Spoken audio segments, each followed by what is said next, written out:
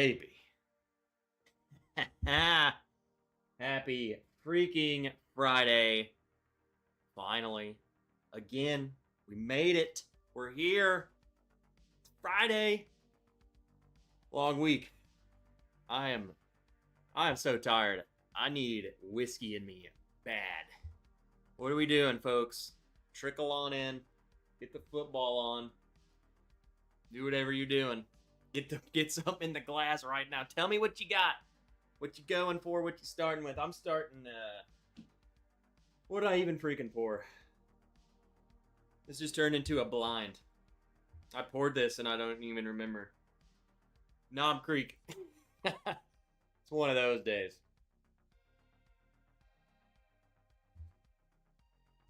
Oh, come on. Oh yeah, I pack a lot of wood, Rocket Boy. I pack a lot of wood. Oh, shoot. I didn't even take a nap today. I was just laying on the floor before the stream, just like resting. What up, Joe? We need a pregame. I should have pregamed. I needed it. Just get me like a vodka Red Bull. Holy crap. Bill Reynolds, get on in here. What's up, Wandering Mango? Oh, this is so good. This is another one of those bottles that I often, like, I'll buy it, and then I won't replace it for a while. And then I'm like, you know what? I'm going to go grab me another Knob Creek. And, it's freaking amazing.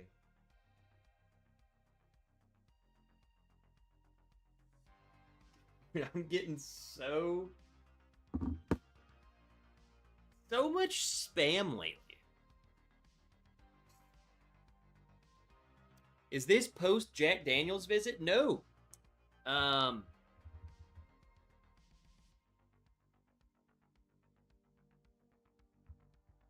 The Jack Daniels pick is gonna be.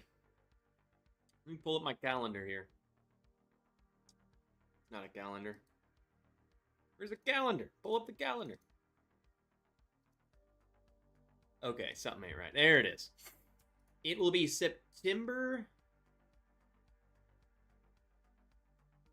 29th? Or is it the 22nd? It's on a Monday, which is very weird. I think it's the 29th. It's the 29th on a Monday. And we're doing Jack Daniels Bourbon and Jack Daniels Rye. Which, I mean, come on. It's freaking legit. We're also in the works with, I don't know if I'm going to actually be able to get to go, but they're wanting to get, at least try and let me get some samples, even sooner of Still Austin with, Jeffrey Wack and the whole crew. I don't even know exactly whose pick it is. I think it's just all of them. Dusty Dan, a whole bunch of people doing the Still Austin one too. That would be freaking legit. So, got a lot going on next month. Tonight were the bottles that we did, and I gotta get some clarification because it's Gene, and Gene does Gene things. So we ended up doing so basically, whenever that was, Gene sent us a bunch of samples, and for barrels that were going into Obtanium. And what we ended up doing was just taking a whole barrel of the Boo Rye, and then we took some bottles from the Jim Beam, the 8-year Beam, and then we took bottles from the 15-year freaking Canadian barrel proof. So there's 3. Bam, bam, bam, bam. Obtanium. So that was what's tonight. It's just out. We just posted it to everyone on the Patreon. I got to get clarification though, because I noticed, and one of you guys noticed too, that when we did I wouldn't say it was less of a pick. It was basically coming down to, I got these 4 unique barrels, pick one, and you can have it. Because they were all just totally different. It's not like you're picking 4 of the same thing. Well, we ended up liking like all of them, so we just kind of, how do we get more bottles? You know, like how do we get? Let's just take less of all of them, and then bam, here's 3 different options.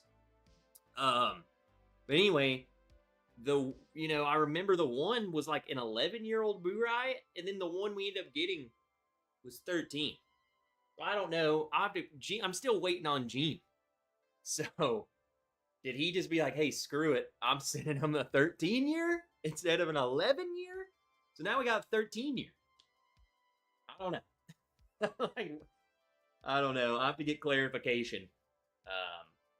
What he did with us. So, hey, 13. It's 2 extra years. Bare minimum, it's 2 extra years for the same exact price. So really, I don't even care.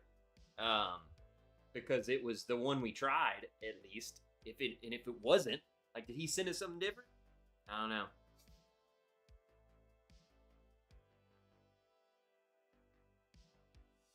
I'll have to see. But come on, the Burai was amazing as it was, so maybe he just ended up giving us a better one. I don't know. Things happen. We'll see. Gotta love it. Anyway, there's that. They're so good. The bottles are great. And it's Obtanium. It's $69.99.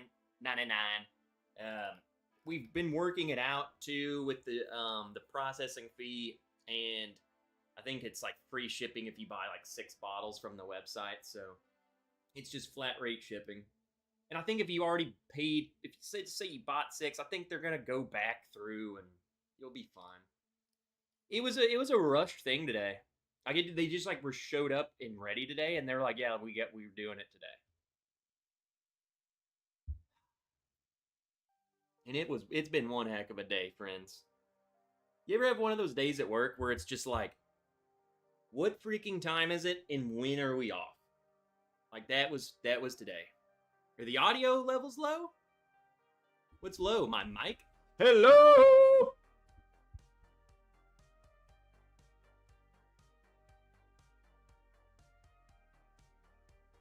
Test. Hey, hey, hey. Hey, hey, hey, hey, hey, hey, hey, hey, hey, hey, hey, hey, hey, hey, hey, hey, yeah, yeah, yeah, yeah, yeah. Yeah, yeah. How about that? Chris Buzalencia. What up, Dennis? Bourbon Hunter Lee. James Morgan. Gandy Road. Get on in here. Guy Davis. Hey, Guy, I'm drinking Knob Freaking Creek.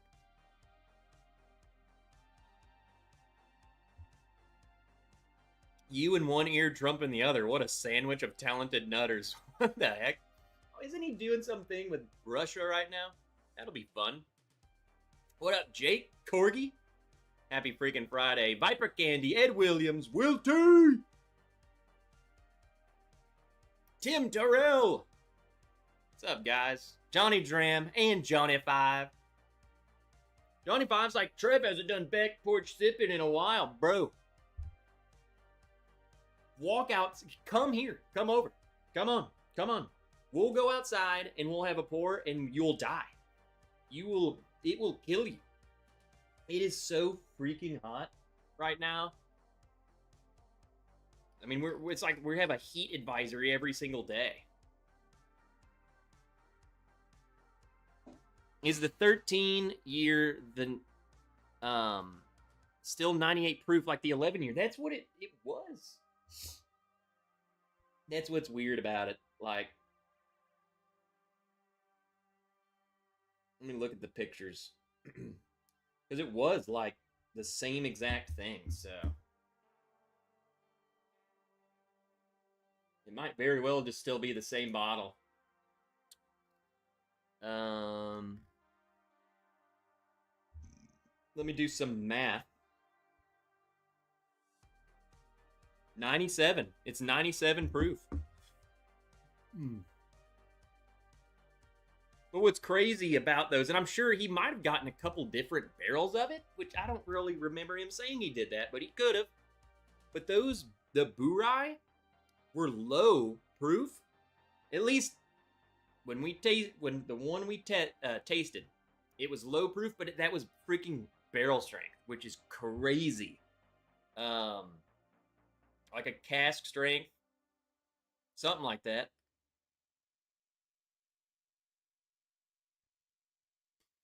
I don't even at this point. I don't even remember. We have so many. I have so many samples of Gene's stuff over here. Half of my collection is just samples of Gene. I've only had a sample of Obtanium. Not sure which, but I know it was 162. Yeah, it was low proof, but it was just so welcoming at such a low proof.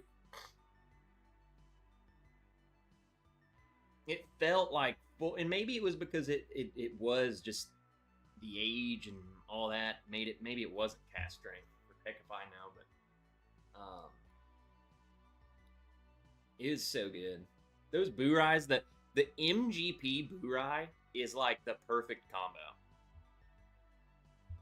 What up, Rose? Happy Friday, sipping on Stillwater 9-year single malt cognac finish cask strength. Holy moly, say that 9 times fast. So delicious. Cheers from Ajax, Ontario. You're coming through clear on my end. Rick! What's up, Rick? Heat advisory 95 feels like 101. I think the heat advisory today was like 106. Supposedly, and this is a big supposedly, is next week is gonna get better. Isn't that what they always say? You know? Just next week it'll be better. Yeah, right.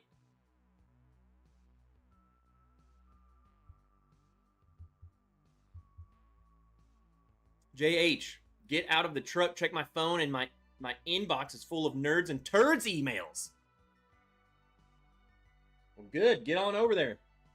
There's a lot of goodies over there. A lot of goodies. Just stack. It's basically stocking up on amazing Obtanium Gene goodness. I don't even know what always blows my mind about Gene is the barrels that he gets, like the age statements that go along with them, the distilleries that they're coming from, etc., are so good. And then you see the price is like, they're like $70. Like, I feel like other people would be charging, if they get a 13-year-old MGP, what are they charging for it? Penelope.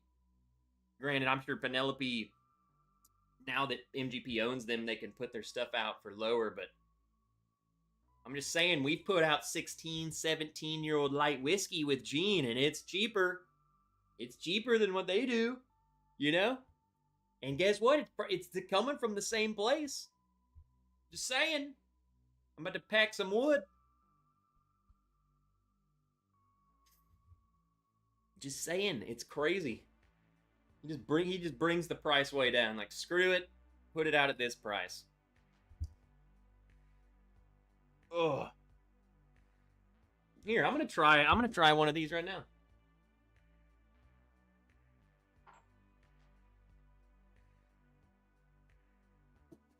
I got a little bit of the Jim Beam right here. Jim Beam. It's on the website.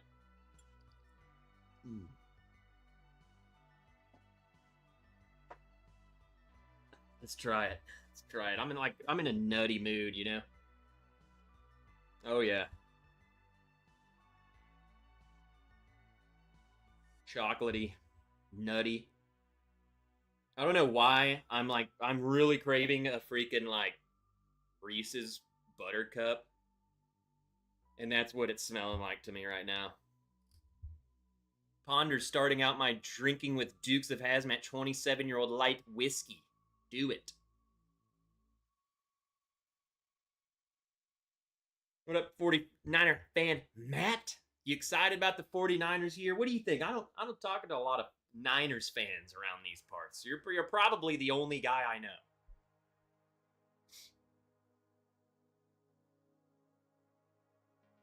Picked up one of those 17-year-old light whiskeys from Gene today after the nerd invite email.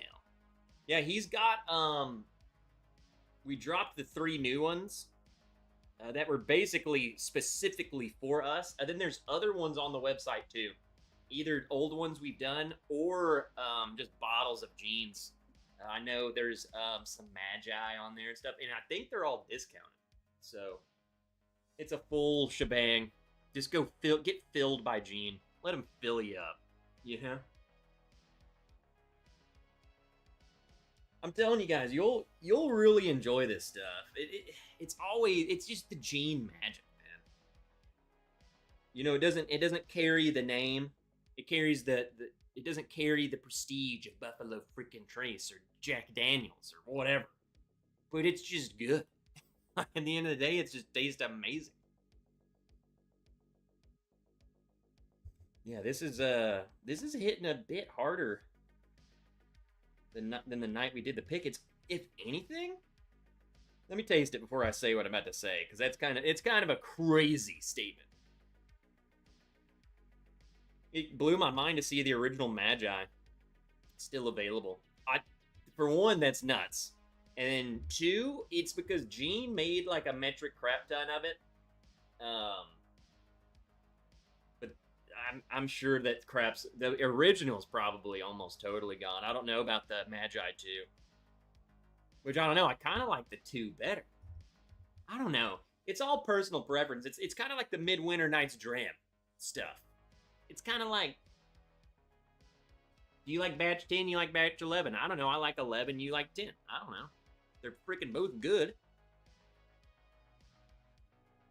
The Magi is literally Midwinter Nights Dram replacement. Especially because Midwinter's just keeps going up and up and up and up and up in price. And it's totally not worth it. They make so much of it. And they're charging, it's like they're going up $20 every freaking, it's just ridiculous. So, at this point, there's no reason to even buy one. You just buy the Magi. Which you probably should have been doing in the first place anyway, but...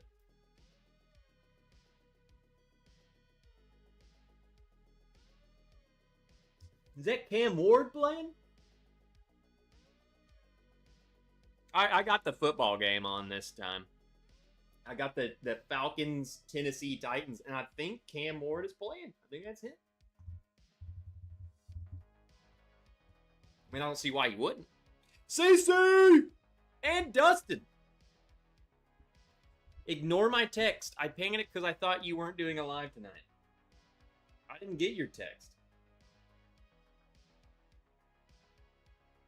Unless this was you that says, come by my office tomorrow to talk about the program. Which is obviously spam. Because it's an unknown number. And I'm not going by anyone's office or a program.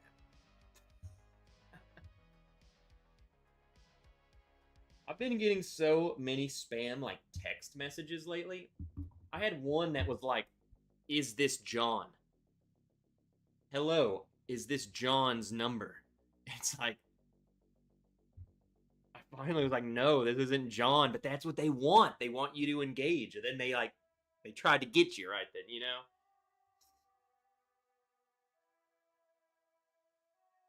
What are the Pullmans up to? It's been far too long, CC. I'm just saying. I've been looking for you. Not at all, Dustin. Well, there's Dustin's text. I just got it. What exactly do you expect us to do? No live tonight?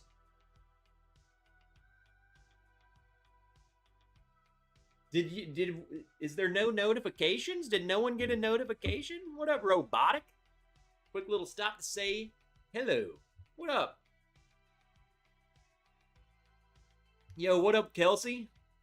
Let's freaking go, dude. Dude, I am so far behind in my messaging. I got your text last night, Kelsey, as I'm, like, going to sleep. And then today, I get, the Still Austin group as I'm like setting everything up. I'm like, I'm not ignoring you guys.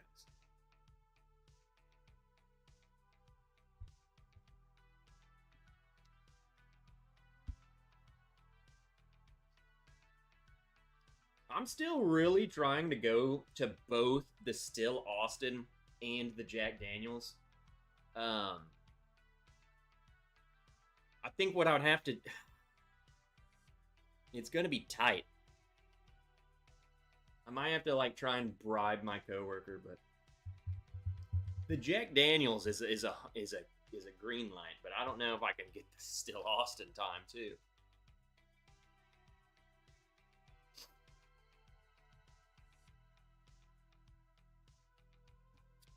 I am working incredibly too much, says Cece. Well, hey, you're not working tonight, so get you a drink, whatever you want, anything you want. Bar's open. This is a courtesy call for Adrian. Yeah, I'm looking for Adrian. Just checking in on you, buddy. No, this is Guy. I am Guy Day. Oh, you might work, Guy. Planning on going to Jack Daniels around Christmas, I hear, is spectacular that time of year. I bet you it is. Imagine it's snowing. Do you think they decorate? I bet they decorate like crazy. Maker's Mark at Christmas is like, I've never been. I'm talking as if I've been, but I haven't. I've just seen the photos. Maker's Mark at Christmas is legit. Let's look up Jack Daniels Distillery Christmas. Oh yeah, they got the huge tree. I forgot they did that. They do the huge Jack Daniels tree. Yeah, that'd be fun, dude. You gotta go. I feel like it's like most distilleries, it's in the middle of freaking nowhere. Like, there's really nothing else to, like, you don't go there unless you are going to Jack Daniels. Why else would you end up there? It's like Maker's Mark might be truly one of the most in the middle of freaking nowhere places. Four Roses is pretty out there. Even Wild Turkey in that, but at least like Maker's Mark, you feel like you're not in the right location. You're like, this surely is not right. I mean, I was going down at one point, and I don't know if everyone goes the same route, but I was going down like a one-lane road. No way, this is right. You know? You're telling me they truck barrels of this stuff out of here on this road? No way. It's wild. What up, Stacy?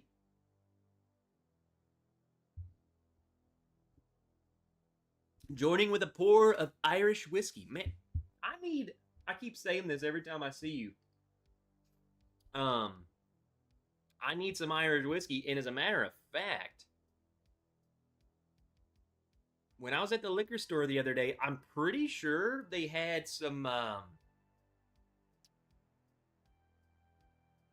there's Redbreast 12. Do they have Redbreast 12 cask strength? Like, is that a thing?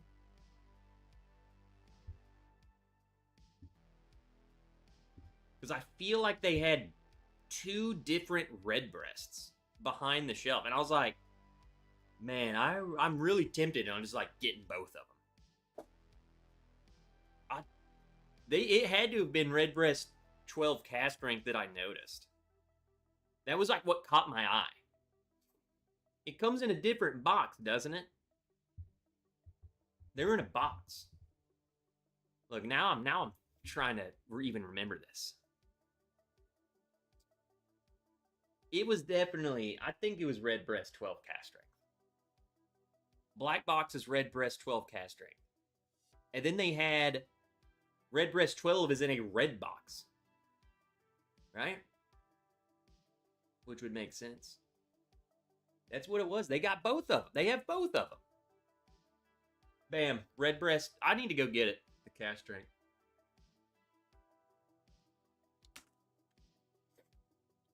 Lee, been on that road. Is it not sketchy, dude? It's like there's no way this is where one of the biggest whiskey distilleries on the planet is. You know? I've definitely had someone sent me a sample of Redbreast 12 cask strength, and I remember it might have even been Stacy for all I know. Most of my Irish whiskey experiences has been from her, but and Donald Rance. I remember the cask strength being freaking amazing.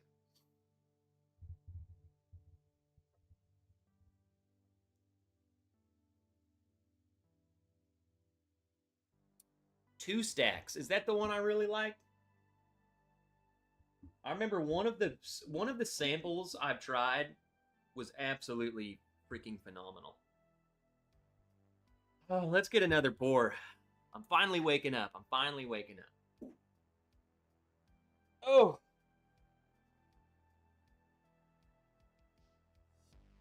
I think we just have to.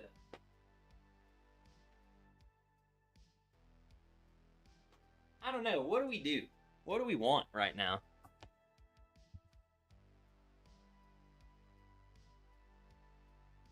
What do we want? What do you guys got? Someone tell me what you got and how much you're enjoying it. And if I have it and I want it, then I'm gonna pour it. I sent you a sample of the Irishman 17 sherry cask a few years ago. The Irishman. The Irishman. The Irishman 17 does sound familiar. Peter, was there a bunch of... Were there multiple sherry casks that you sent me?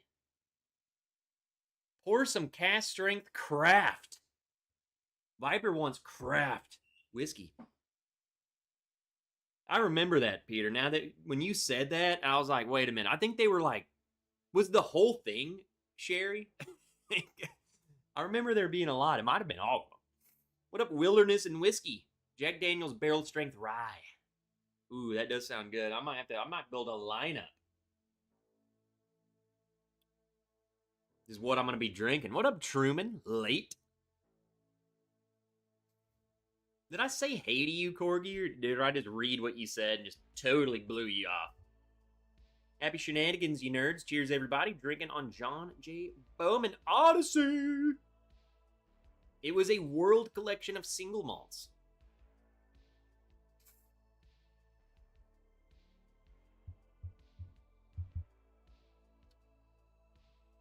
Was there something really weird in there?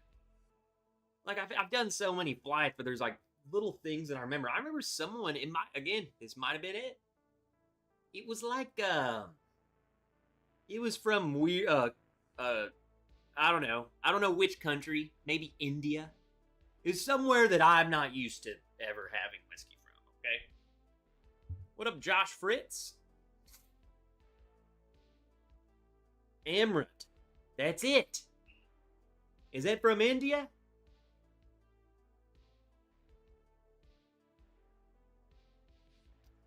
I think let's do cask strength craft whiskey, and then we'll do, I want Jack Daniel's Barrel Strength Rye.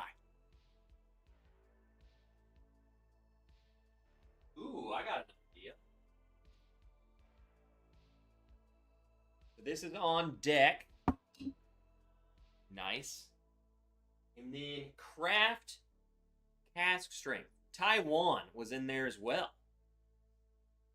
Now, see, I don't really remember the Taiwan. I don't remember that.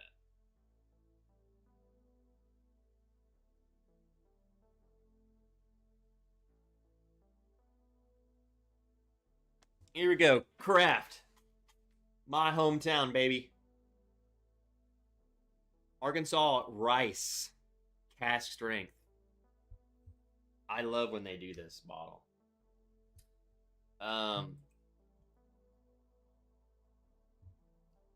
So you guys remember, not too long ago, actually found out, which is kind of crazy that I live here and it's not something that is really known or talked about here, which kind of blows my mind, but Arkansas is the leading state of rice production. And it's not even close. It might be close. I think California was number 2. We blow them out of the water. If you eat rice, if you go to the store and buy a freaking bag of great value rice, or most rice, it probably came from here. Did not know that. It's a massive amount of rice. It's shocking. Had no clue. Not a clue. No idea. It's not that I don't know. I drive by all the fields, not too regular, but enough to be like, oh look, they're growing rice. I don't know what rice. I don't know. What do you do? Anyway. So they did this rice bourbon, 54% corn, or it's 54% Arkansas corn. We do a lot of corn too. 30%, 36% Arkansas rice, and 10% malted barley. That's wild. I will say, Wilderness and Whiskey wasn't even subscribed. They just stumble in here, make me grab a freaking Jack Daniels barrel proof rye, and then subscribe. Welcome aboard. I will say, what's crazy is that having no rye at all and having that much rice content, I don't know. Your brain wouldn't really, my brain didn't know where to ever go. Like, what does a rice bourbon taste like? I will be honest with you. It doesn't taste so much different that I would necessarily guess this as being rice. You know what I'm saying? It's not just so out of the norm that you would be lost. I mean, this is clearly bourbon. So, even with a different secondary grain. Wild.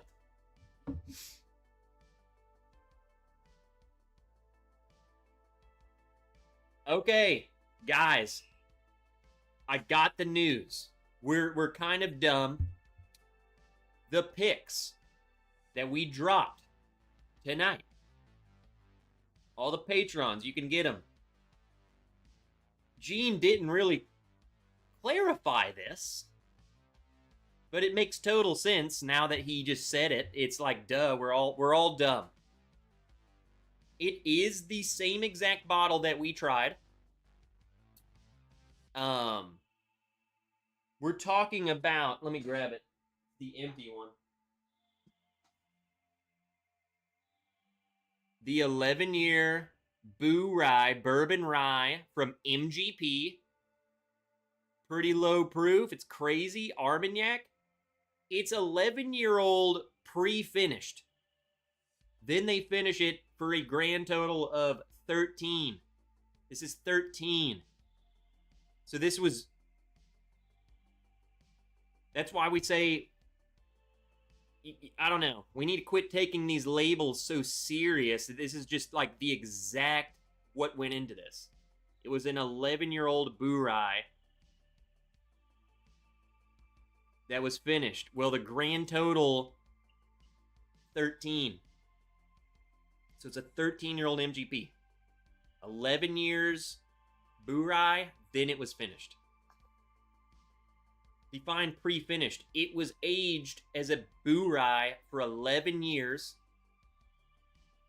So what they did, so this bottle, they took a 36% rye bourbon,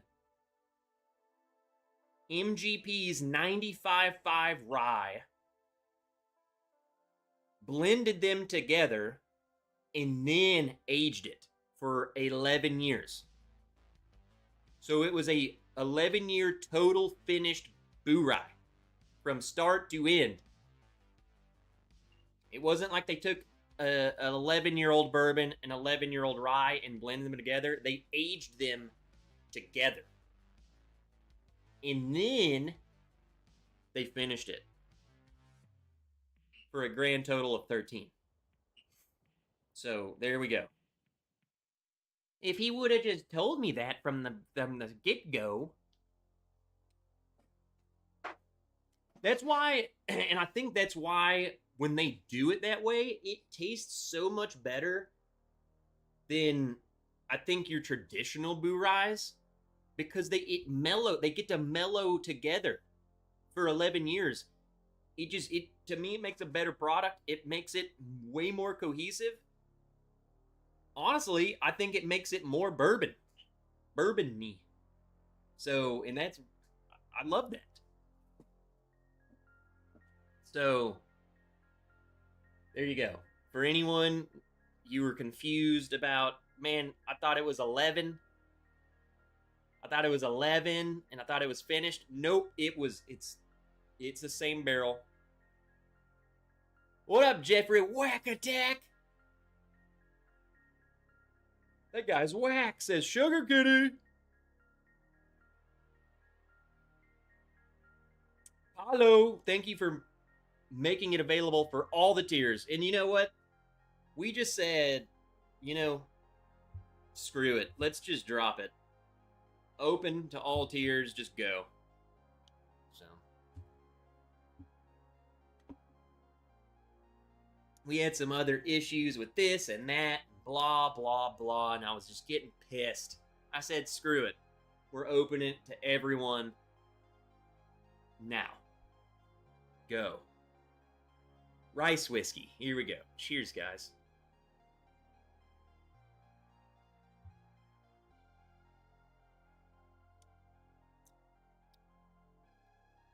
I forgot how much I like this dang bottle.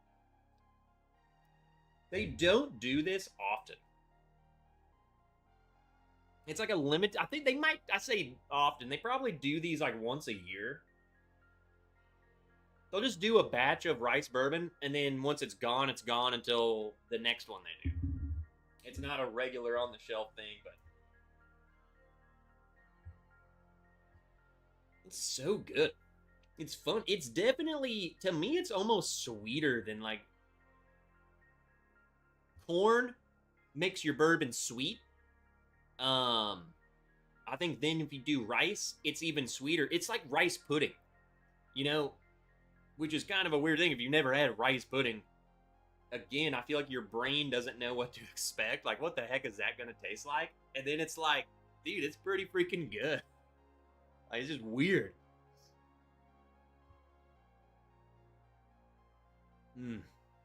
What up, David Smith? Now, I will tell you guys, there were quite a bit of these. I forget how many bottles were that. There were 60 bottles of the Canadian and then 60 bottles of the Jim Beam, the 8-year Beam. I don't remember how much was in the 13-year-old Boo Rye. But then again, it's 13. It's probably lower. It's probably like 120. There's no way it'd be up at like freaking 200 bottles, so.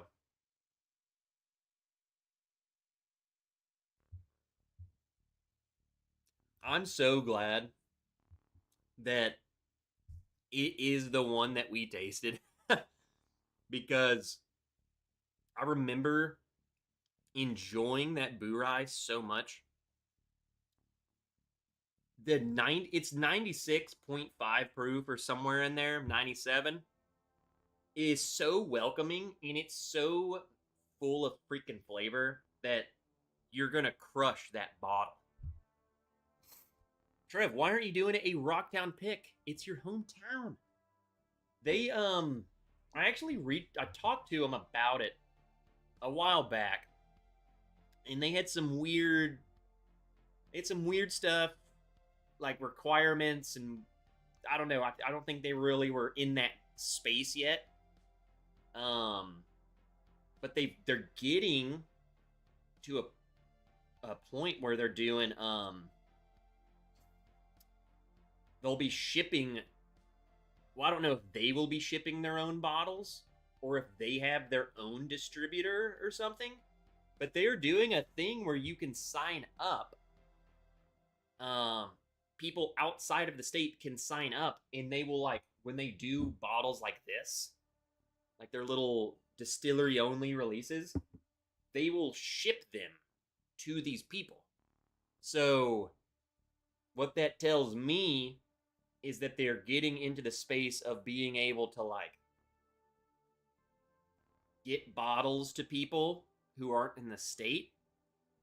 And that'll make it a little bit easier than me going up and being like, yeah, we need to send all like 100 bottles over to this guy, and then he's gonna sell it to people and ship it himself. And you know, it's just like they weren't there yet. So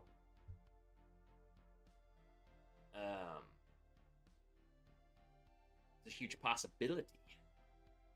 You know what I'm saying? Going forward. Really like rice whiskey, but hard to come by.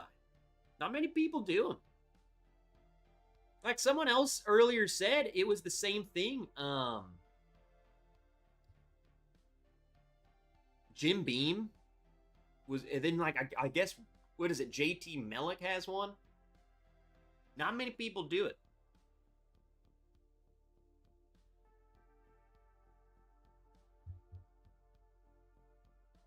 Dram it all. Got my push-ups in, damn near killed me. Hey, as long as you get them done. Okay?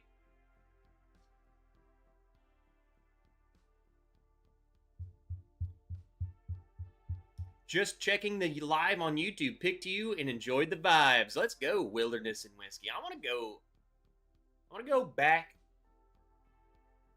One of my favorite things to do, I'm telling you, is to do a nice, long hike.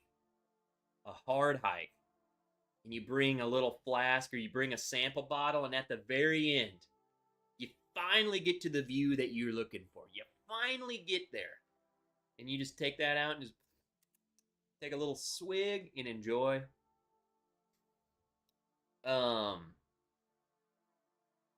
I might actually have the photo. I need to look for this photo. I took a photo on top of Angel's Landing. We get to the top, and I forgot what I brought up there. It was like a light whiskey or something. And I took a swig, and then I handed it to Miss Wrench, and she took a swig, and she was like, holy crap, you trying to get me drunk so I fall off the mountain? Trev, I will need a sample one day for comparison. Guess I'll pour my JT Mellick. JT Mellick makes rice whiskey, not bourbon, but you wouldn't be able to tell it's not bourbon from the palate. Well, I guess this is whiskey, huh? Straight bourbon? No, it's bourbon. Well, I guess it doesn't matter if it's rye, as long as it's 50% corn, huh? So they use what? JT Mellick? What do they do different? I mean, that's bourbon. So it's 54% corn. Does like JT Mellick use more rice? 51% rice?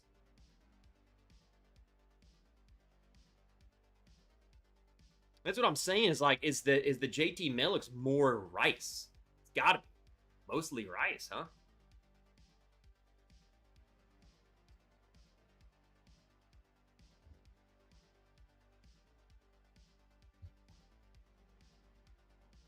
It's either that or they're doing something else with it that loses the bourbon designation.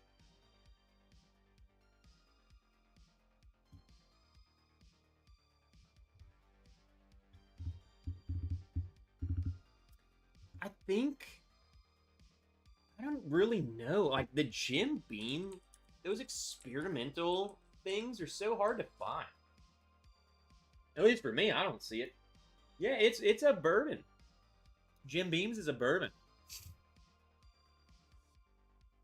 Straight bourbon whiskey. Let's take a look.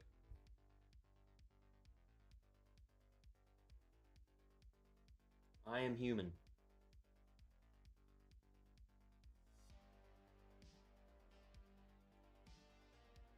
It is brown rice, 11-year straight bourbon, 90 proof. Here, let's read what they got to say.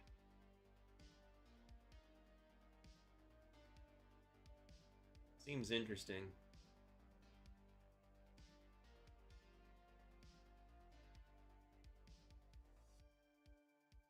So they did a soft red wheat and brown rice. They didn't really say anything about it, to be honest. That's cool. Rice as a flavoring grain seems odd.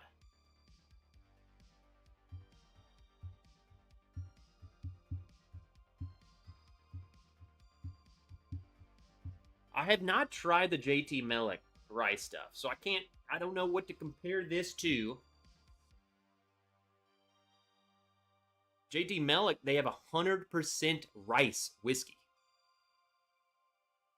This right here,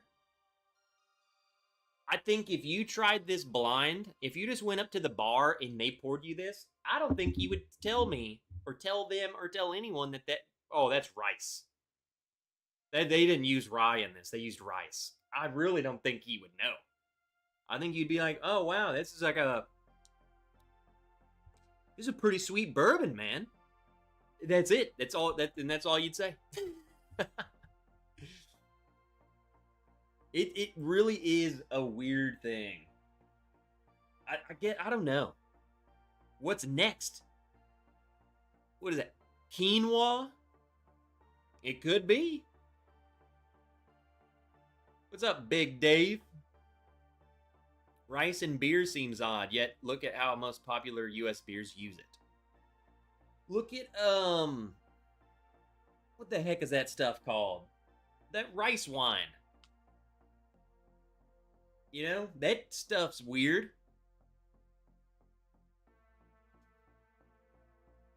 Sake.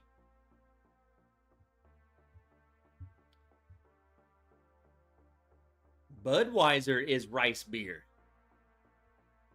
What the heck? I missed some models of the new Jack Daniels Toasted by one day. Another store had it, but those assholes wanted $200 per bottle. Well, that's when you just don't do it. Don't give in. Don't give in, brother.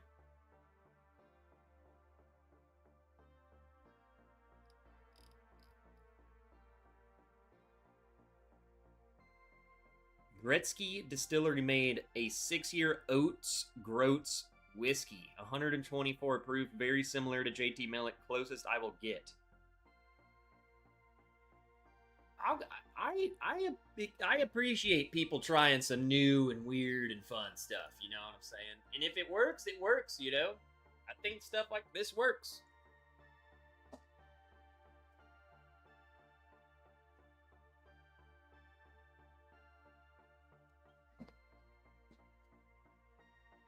All right, so earlier, Wilderness and Whiskey said they were trying some Jack Daniels Barrel Proof Rye. And I was like, you know what? I want to try something I haven't had in a while. One of these Tennessee Tasters, which I believe is now the, basically just the Distillery series stuff, you know? That's what these, I guess they don't make these anymore. They make the Distillery series, right? Something like that. But this was before they even had Jack Daniel's Single Barrel Proof Rye. This is the old school stuff right here.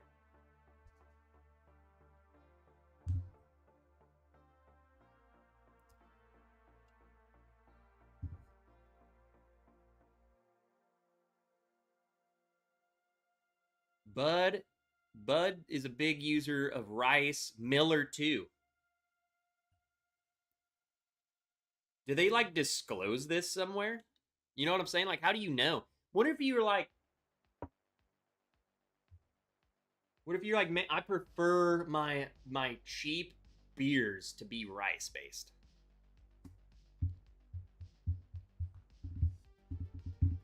You know?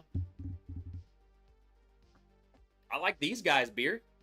No idea what any of them were or what they're made out of. Just drank them all. They were good. I'm one of those dudes. This is kind of weird. This is just my thing. When I go places, I'm like your typical dad where it's like I have to buy a t-shirt. So I love drinking these guys' beer and I liked their t-shirt. So I'm like, you know, this is how I support the places I visit. I'm gonna go buy a t-shirt. And more beer. So both breweries that I frequented on our last vacation, I got a shirt from both of them.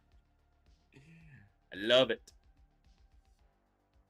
I'll drink almost anything once. What Viper Candy, what is your almost? Like almost is all of this stuff. What's right here? What is this? What is this section right here that you won't drink?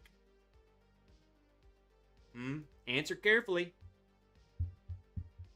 What up, Mike Meyer? Sug it. You ready for some Razorbacks? What up, Artfully Bourbon? Gasoline? Not even once.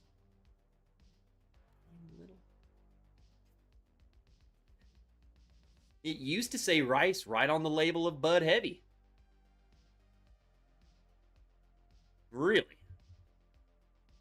What is up? I don't know. This is now we're just in the realm of like cheap beer. What is why how am I even trying to ask this? Things like Bud Heavy, Natural Light Heavy, or you know whatever. It's in a black can. You know, I'm pretty sure Bud Heavy's probably in a black can. The heavy versions of these beers, why are they so just they're so much more gross than their light beer counterpart. You know? They're terrible. Then you get like a legit beer, go get a German beer or something, and they're good. The heavy is normal and it's good. American beer just might suck. Like the big guys.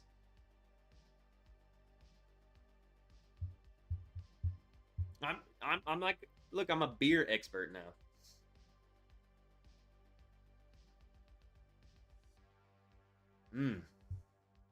This does not smell anything like I remember it smelling. And I will also say it smells almost nothing like a traditional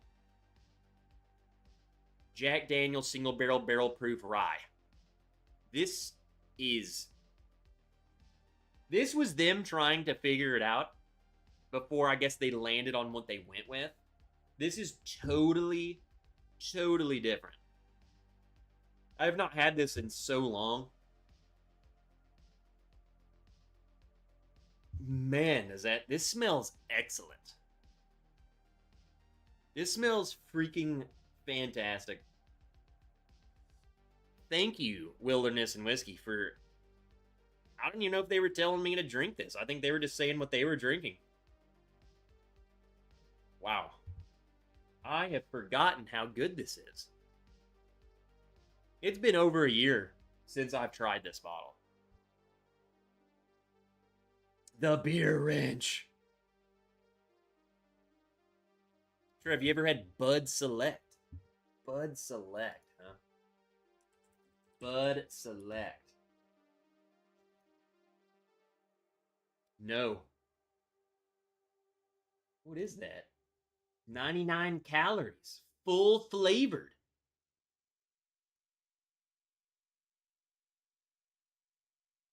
It looks like a better Bud. Are you trying to get me to try this? Do I need to start trying this? What about Budweiser Select 55? I bet you that's full of flavor. 55 calories, huh? That's it. I'm starting a beer channel. Actually, it's just gonna be this channel. It's a whole beer series, and I'm drinking Bud Select, both versions. That looks so gross. The Bud 55 does not look well.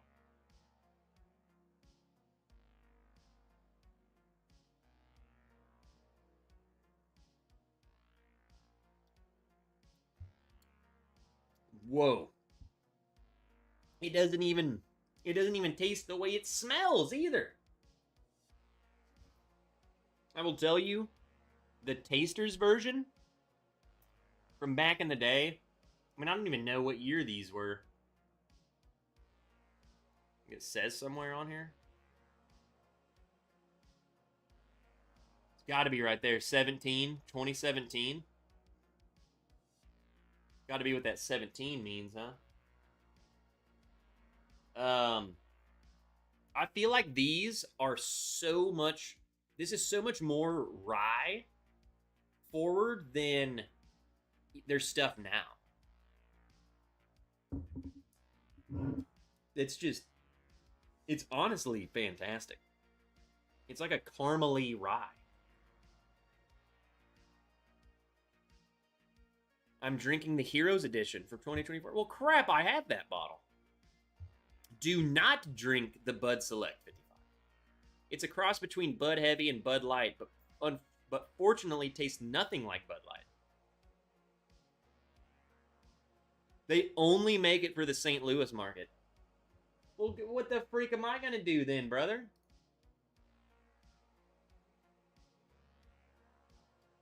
I think we have a Budweiser plant here. That doesn't mean they make it for our market, but I'm pretty sure now I'm on a rabbit hole, dude.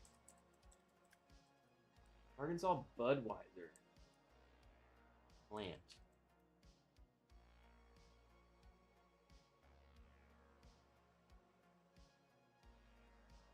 No, dude, there is a business. There is a Budweiser business here in the middle of nowhere. I'm telling you, I drive by it. Now I'm just gonna have to go knock on the door. What are you guys doing here? What up, Travis? Bud Light is blue, Bud Heavy is red, Bud Magnum was the extra alcohol.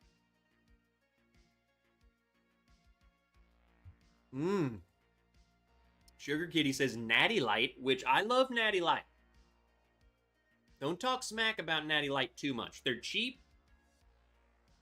You know, I don't need to be drinking good beer when I'm out on the lake, brother. Or getting slammered in the pool. Start with the good stuff, have a couple good beers, and then just slam a bunch of cheap stuff. You know what I'm saying? Let's see. Natty Light on the list of ingredients says cereal grains to cover themselves of what crap they throw in. It's at least corn because of the sweetness and similarity to Coors. Yeah, I honestly feel like, to me, Natty Light's like this is just me, which I really don't know if this is it's not a compliment, it's not a knock, it's not.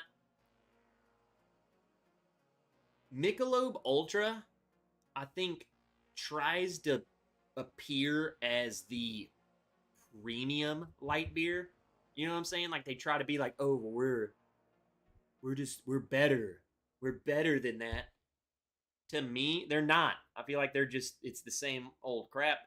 But I think Natty Light is like the Mr. Pibb of Michelob Ultra. To me. I've never side by sided them all though, so I don't know. Maybe there's maybe Coors. Maybe it's Coors. I'm just saying. I love my Natty Lights, man. Dude, you get a 15 pack for like $10.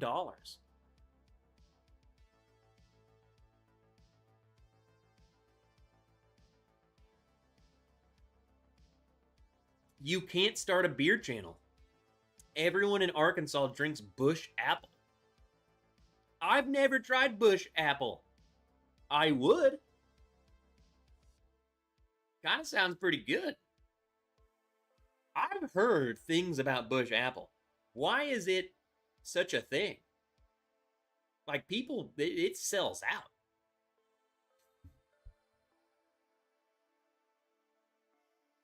Eric B comes in out of nowhere. Bush Apple is solid. Toss some Fireball in it too. Michelob was good when they had the butt plug bottle. Whoa. Like, for real? Michelob Golden Light is up here in MN. MN.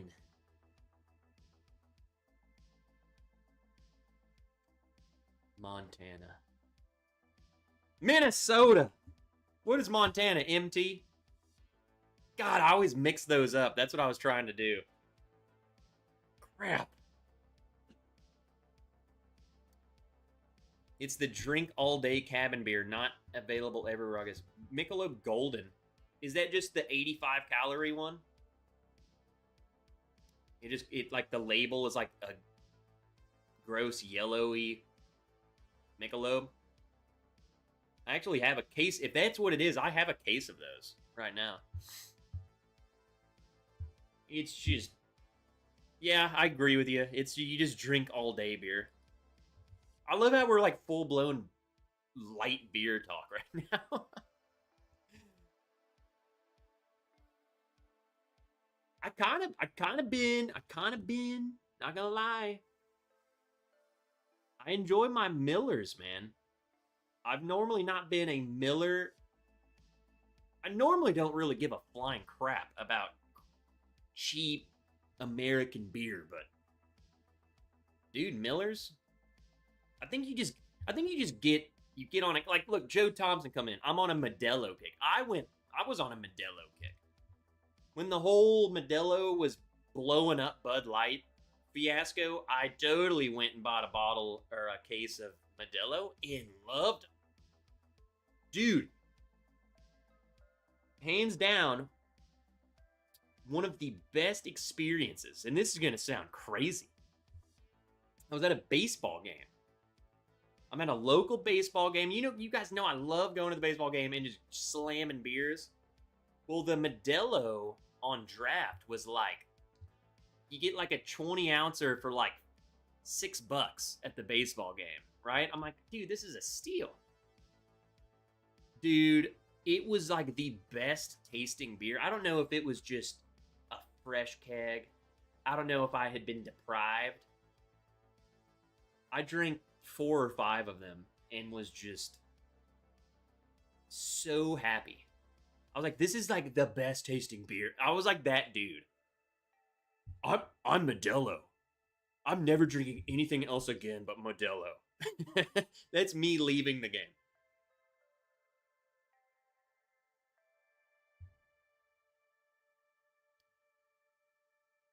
I've tried some of the other ones, like they got the Modelo Oro. They got, yeah, I mean, they don't do much for me. Michelob Golden's 110, so it's a different bottle. Ed Williams, what are you drinking? C918? Can you slam 9 in 9 innings? I've honestly wanted to do the challenge. My issue is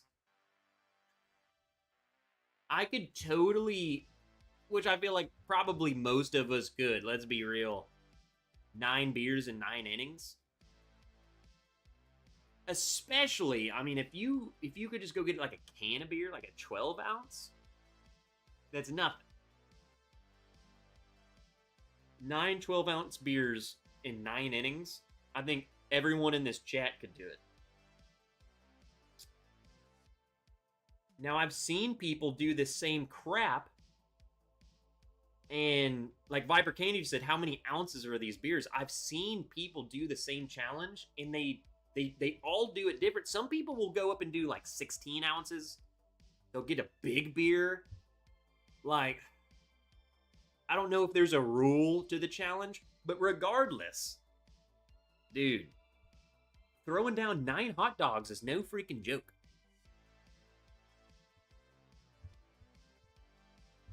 I might just do the 9 beers in 9 innings challenge, and I just made it up. You know, that'd be fun.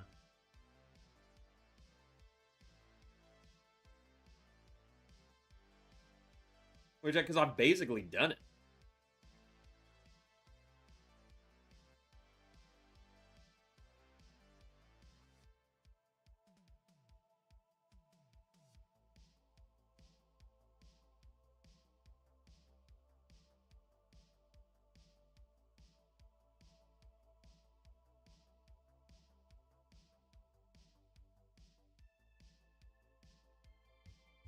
The hot dogs would be Kevin Campbell, I saw you sneak in here. The hot dude. I don't want to do the challenge just because of the hot dogs. I mean, you can't do it. What up, everything spicy? The wrench boy. Dude, I was literally, I swear, anytime the one chip challenge comes up, I bring you up. I was literally talking about you the other day. I forgot what happened. We were at work and someone ate something spicy and was like dying. And then I was like, bro, you ain't seen nothing. I pulled up the video of you eating like, what was it, like 35 or something one chip challenges in a row. I was like, hey, watch this crap. Look at this psychopath. Yeah, that was literally like 2 weeks ago. That's crazy. Next pour. What up, Wilmington? In and out tonight with the grandson. Bro, all the time. You go hang out with your grandson, man. You're here all the time. Trev, Willow says Corgi. Ooh, I was going to say Miss Wrench is home, but she might be asleep. Let me go check.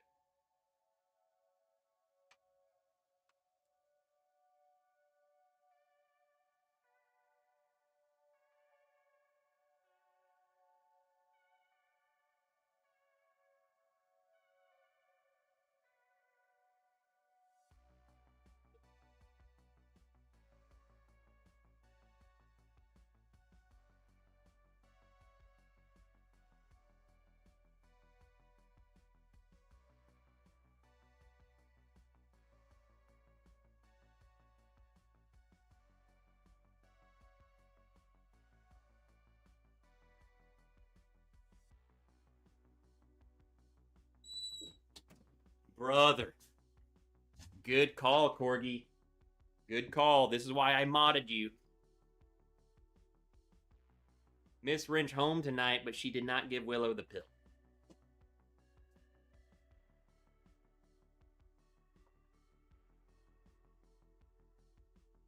You know what? That bottle was so good. I'm going to try another one of these old ones. Jack Daniels finished in red wine. Now I'm just like, I want to look how dusty this thing is, man.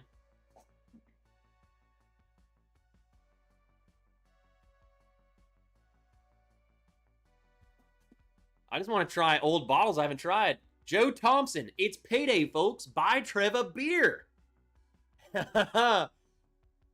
All money that's raised tonight will go to beer only.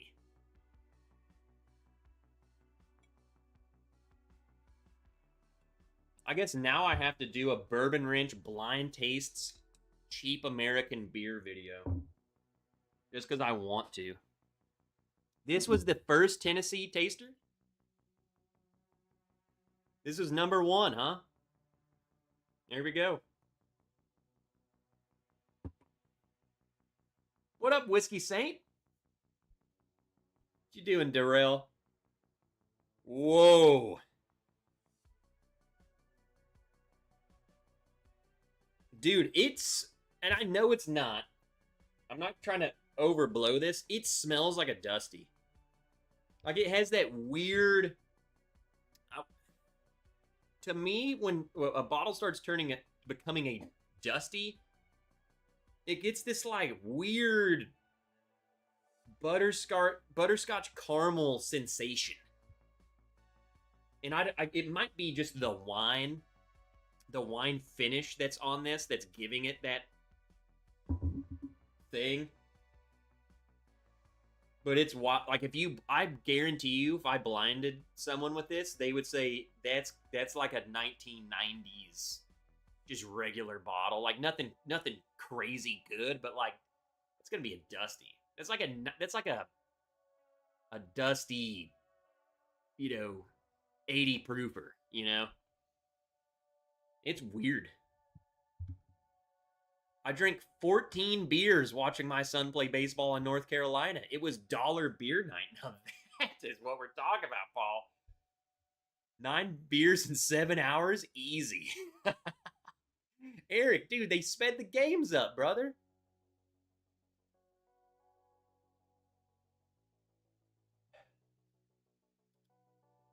It's 2-hour games, man. Local minor game has a 1K beer. You run a kilometer, 3 laps around the warning track, and drink a 12-ounce beer at the end of the lap. What is that? Like it's a race?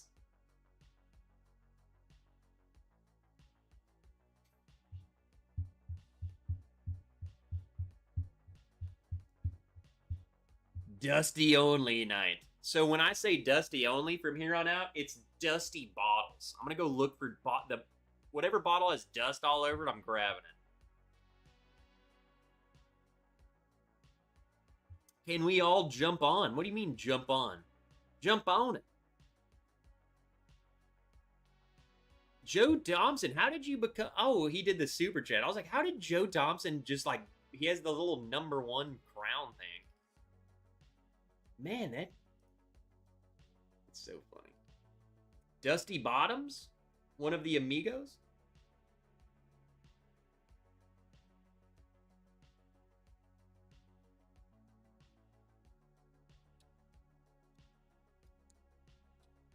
It is weird. It's not the best thing I've ever had. I'm not gonna lie. It's not the best finished thing for sure, but it's what we're trying. The first ever Jack Daniel's Tennessee taster.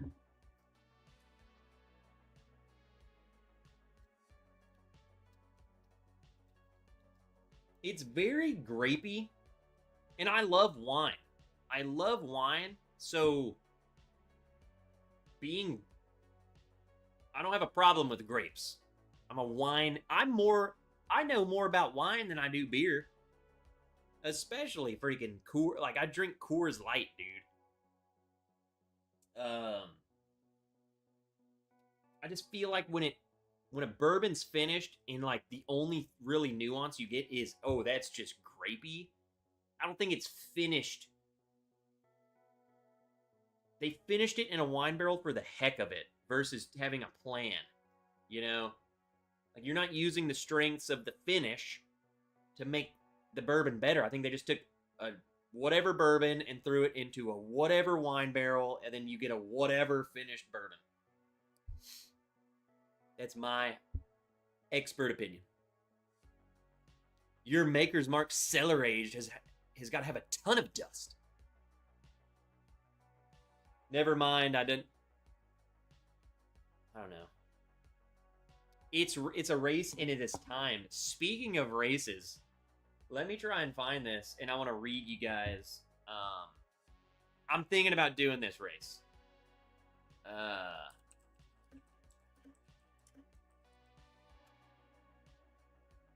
And basically, what I'm doing is like, who would be down if I? Here it is. Would you watch a video if I like filmed this like with a GoPro? Ready? Here's the description. Each competitor drinks 4 cans of beer and runs 4 laps around a 1/4 mile course. Start with chugging a beer, then run a lap, then a beer, then lap, then beer, then lap, then beer, then lap, finish. Beer must be consumed before the lap begins within the transition area. The race begins with competitors line up on the mile starting line, drinking the first beer in the zone described above. This ensures competitors cover a complete mile. Competitors can walk, move in the transition area while drinking, but all beer must be consumed in the area before setting off to run another lap. Competitors must drink canned beer that is no less than 12 ounces in volume.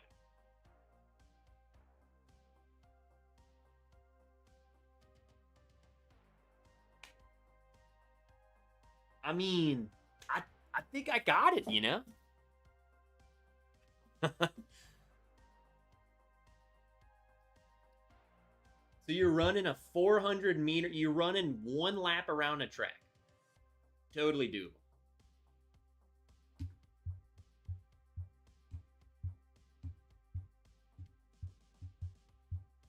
I do remember your bat spin race at a AAA ball game years ago. Rules on shotgunning the beer. I don't know. They didn't say any. They don't have any rules about the shotgunning Odyssey. But I will say, there was another race that I've looked at that it's the same premise as this, but they had rules. Like, the rules where you literally had to crack the can and you had to drink it. You couldn't punch a hole. You couldn't shotgun it. You couldn't do anything weird. Like, you had to literally just open it, drink it.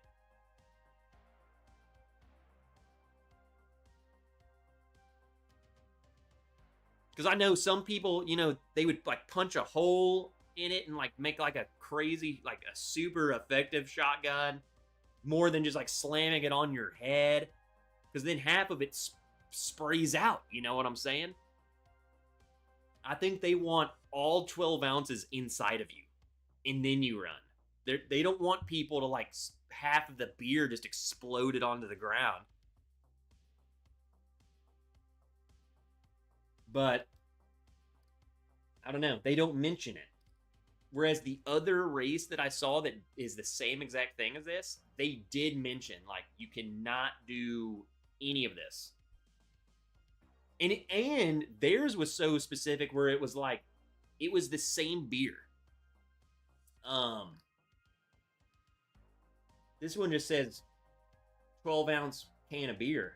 They don't mention what, like, because then again, you also don't want people to come bringing in, like, that freaking crap that we saw earlier, the Bud Select Light, 55 calories. I mean, it's nothing.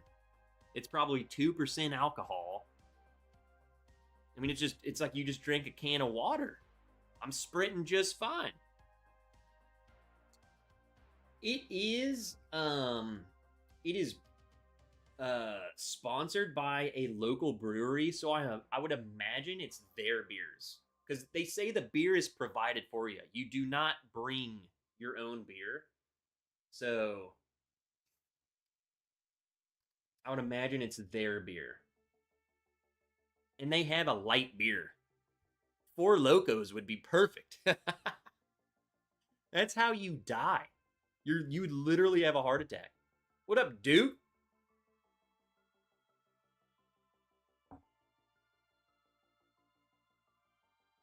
Make it cans of Imperial Stout to really separate the men from the boys. Again, that's how you die.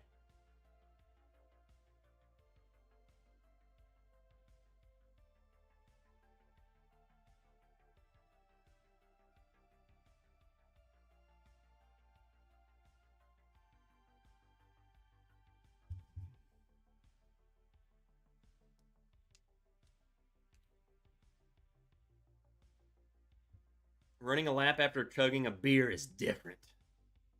I know, man. It's like it's something you can't even practice for it either. You know what I'm saying? You missed last week's porta potty training. What to do in a stall.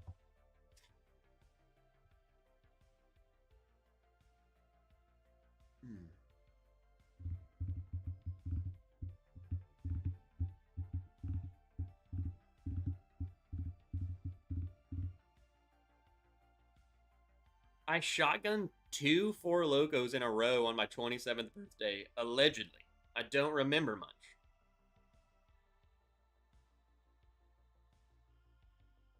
I'm just surprised you're here.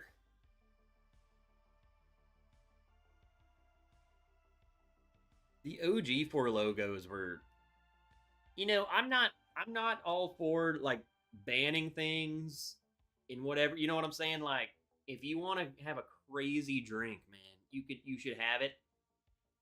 The original Four Locos, like, I understand why they changed it. Allegedly. So what had happened was, allegedly,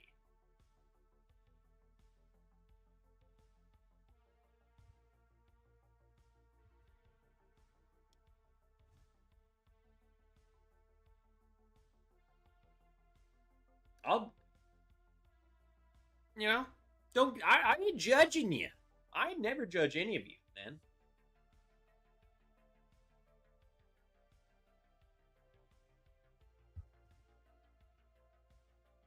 All right, let's go find another dusty bottle.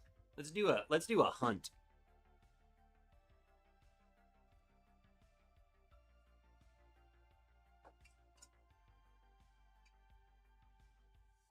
This is called bourbon hunting in my own collection.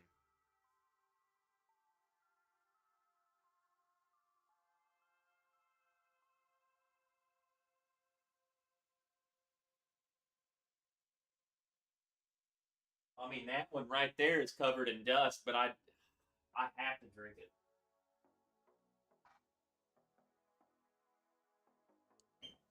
I literally just had a finished bourbon, and then now I'm getting another finished bourbon. Look at the dust. I'm gonna be sneezing tonight. This bottle suffers the same fate as the last one did. Finishing it for the sake of finishing it. I mean, it's very dark. Look at that. Oh, you're not supposed to see me making faces.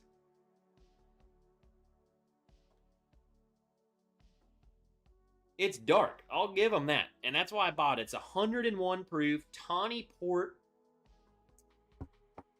I haven't had this in a while. Maybe I've warmed up to this. Same old Moses. Like, this was just a random bottle. I don't even know anything about these guys. Finished and bottled by Wander Folk Spirits in Guthrie, Oklahoma.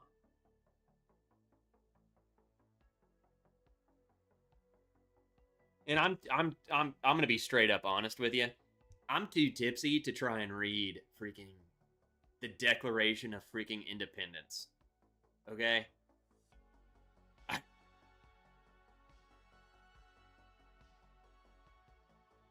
Sorry. Like, no one writes like that anymore.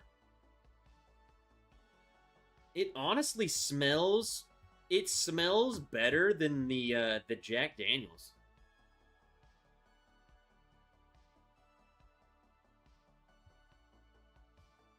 Bottom shelf in the back. I'm sure there's hair all over it. Bottom shelf in the back. My shelves aren't really organized by, like, best to worst. It's just kind of like they each have their sections. Like, this is kind of like the rye section, picks, Buffalo Trace, Maker's Mark. But then, I don't know, some things are losing its identity. This is kind of like a real, like, over here is a really random section all down here. Turkey, Smoke Wagon, Old Forester, 1792, Jack Daniels, Elijah Craig stuff. So, bottom doesn't necessarily mean bad in my collection. I mean, look, the top shelf is full of freaking crap.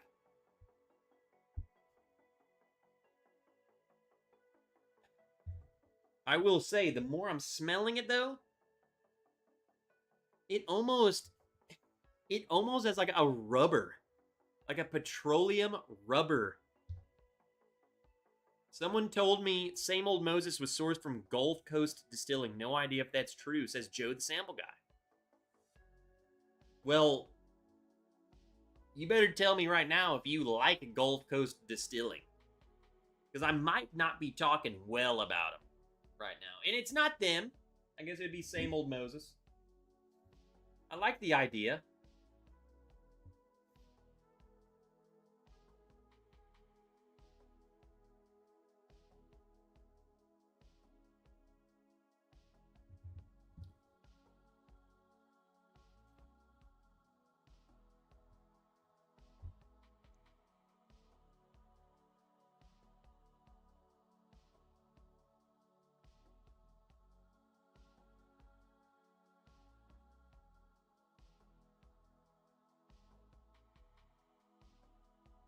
Hold on.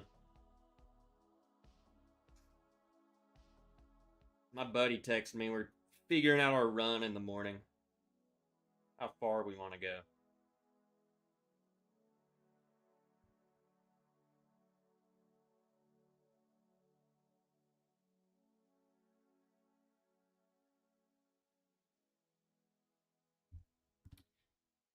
Let's try the same old Moses.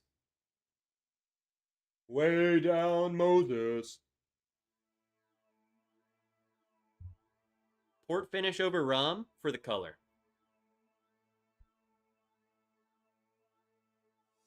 Could you say 30 minutes and C? 30 mins and C. 30 mins and C. The freak does that mean? Tennessee, what is happening? Let me guess, you're running a half marathon before breakfast. Yes. No. I think we're just gonna do. I think we're just doing 6 miles. I say just 6 miles. But like last time me and him ran, we did. Last time we ran, we hit like 11. So this would be an easy one.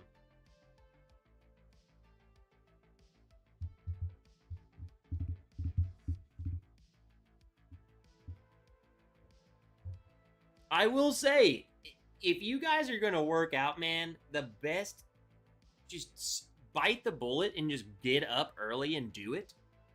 Because then you got all day. Now you're awake. Now you can make breakfast. And then you can start drinking at like 1. Get drunk at 1 instead of 7 p.m. I can day drink and then just go to bed at a normal time. You know? Think about it. I come home, I get done with all of my chores tomorrow, and I'll be completely done by noon, and I can start watching freaking preseason football and drinking. Because I'm done. Everything's done.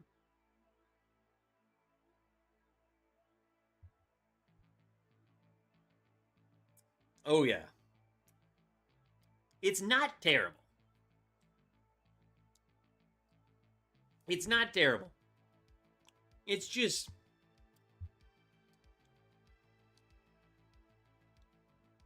You really can't taste the bourbon aspect of it at all. It's the wine, the finish is so prevalent that all of the nuance of whatever bourbon was in this is gone, unless what I'm about to say is the bourbon, and then that's bad. I'm getting tons of cherry, but like wine cherry. Not a bourbon cherry. It's like a grapey cherry. And water hose. Fresh, brand new water hose, and you cut it. You cut the water hose. Which that could be the bourbon that was used in it. It's not the greatest thing. Your words say one thing, but the face says something else. I'm confused, Dave. It doesn't... I will say it smells much better. It smells promising. The smell is like a 6.5 out of 10. Like, nothing great, but it's there. It's fine. And then you just taste it.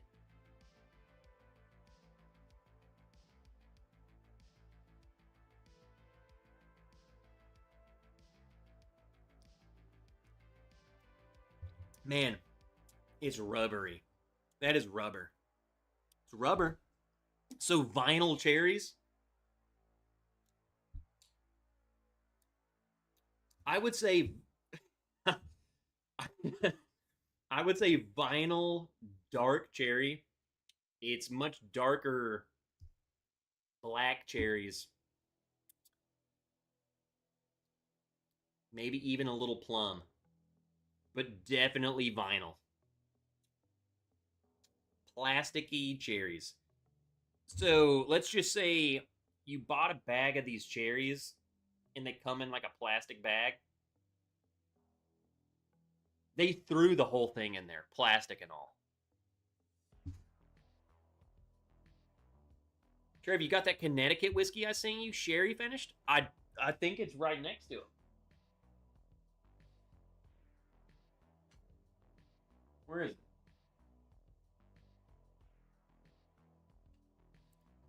I'll pour it. You want me to pour it? Here, let me get another glass and I'll side by side it.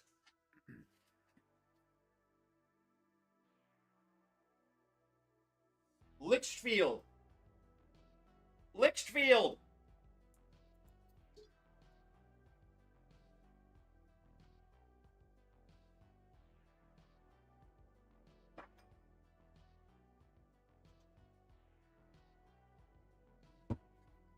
Litchfield Distillery, finished in sherry, and then this one's what, tawny? So they're both similar grapes, but not the same exact type. 108 proof, total wine select. Litchfield, Connecticut. This thing is dark. They were used, okay, what do they say about it? After we're resting our straight bourbon in them.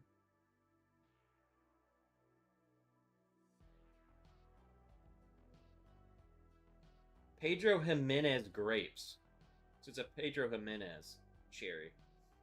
Where is it? No, so this is sherry, this is port. They're similar.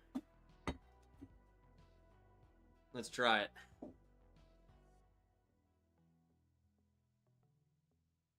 Oh, wow. Drastically different.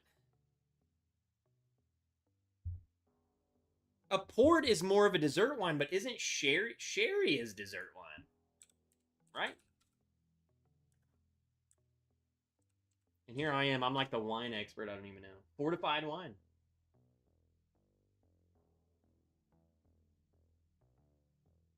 To me, port is usually much denser. Yeah, man. The Litchfield smells way better. This is Litchfield. Look how dark that is. Yeah, look how dark that is. You can't even see through it. Joe, I have not gotten one. I will gladly pay you money for it. I do not have one. The Litchfield smells 10 to maybe not 10 times better. It smells way better than the same old Moses. I'm just saying. It's definitely like, it's brighter, it's sweeter, it's more bright red cherry. It actually smells like I got bourbon. Same old Moses. Come on, man. What are you hiding with this port? What are you hiding? And it's rubber.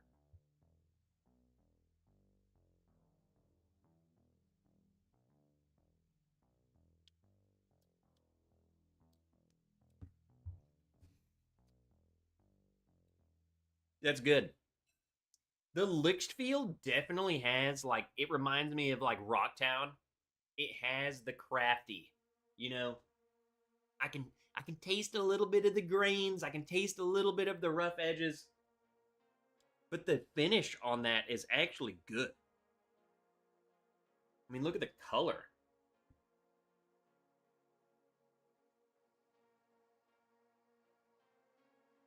Well, I don't know. My camera, you can tell. In person, it's much like this is much lighter than this one.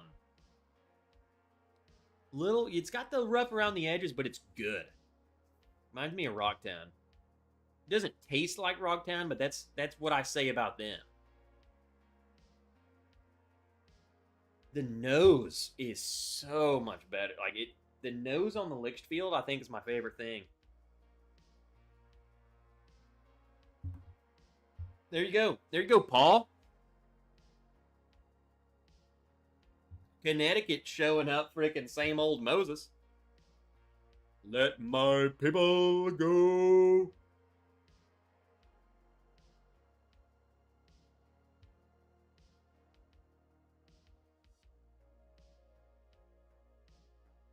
What do you mean, Trev? Depends on how much you like the wieners. And Travis knows I love wiener. What are you talking about? You don't know me. And how that's exactly, absolutely true.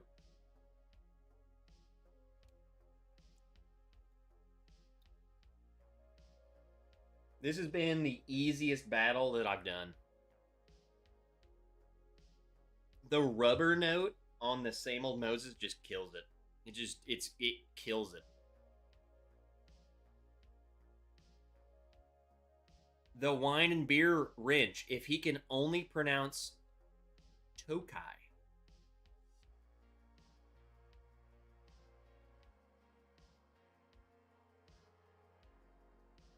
What you think, Kraken? What up?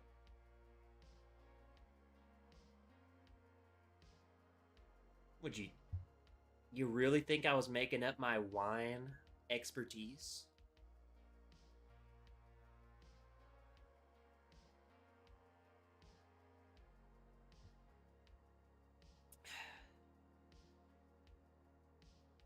You don't understand, Kraken. I think you've underestimated me. Which is fine. It's fine. For a while, I thought you were addicted to crack.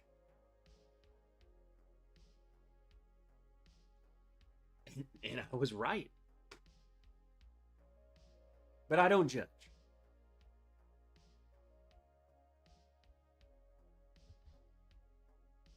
Trev, you've sent me at least half a dozen wiener picks this week.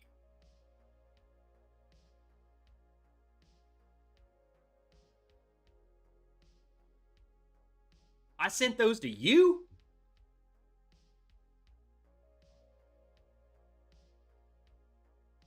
Well, Travis, what do you think?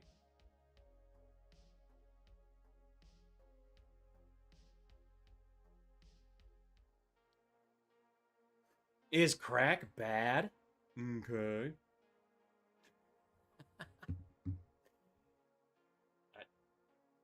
I don't know. I'm not a doctor. I probably wouldn't. But I'm not a doctor.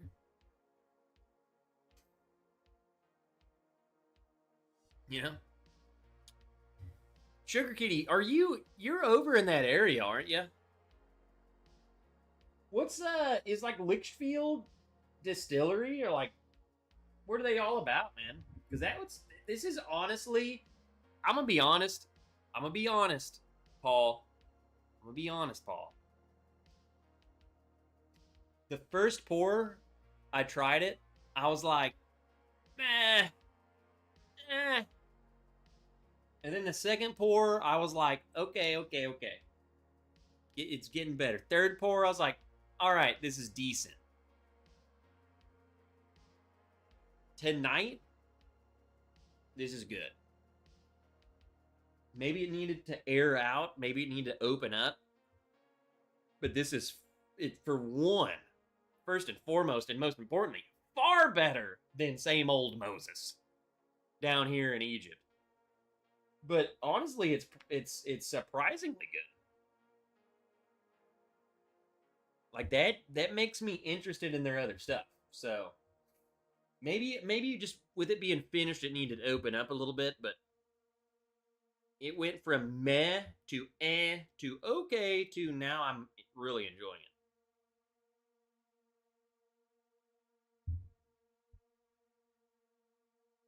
Which, that's what I'm trying to say, is I can't say the same thing about this, dude. It has stayed the same.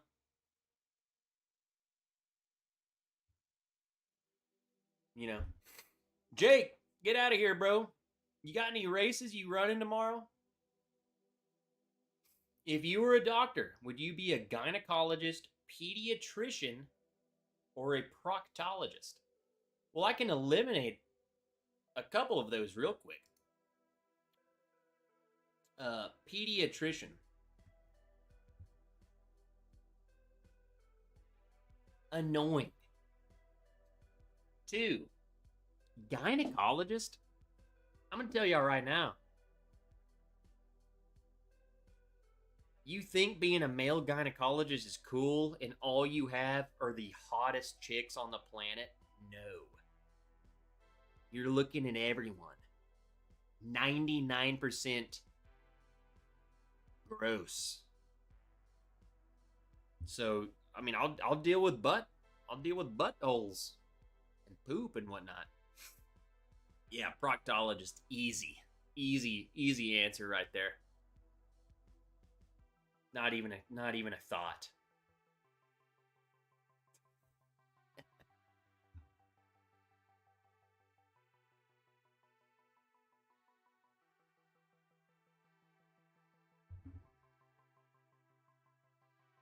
I mean, what would you be? What was your answer? They have over 2,000 barrels in their warehouse. I think their oldest stuff is 8 or 9. Let's do a barrel pick. Shoot, Paul. If they want to do a pick with me, I mean, I guess I could always email them. That, dude, I'm going to tell you right now, Paul, this stuff's really grown on me. And I'm sure they're just, if you just take like their random bourbon, like their regular bourbon. Heck yeah. I've never been to Connecticut.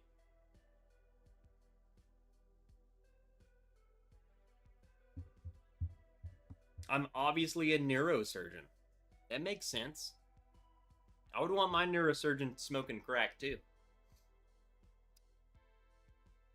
Quick, whoa. Will you miss out again, Trev? On what? From Seinfeld, the perfect proctologist licensed is Assman. Martin. It's way over my head, brother. I've never watched Seinfeld. Don't judge me. Come on, I can name stuff you guys haven't ever watched.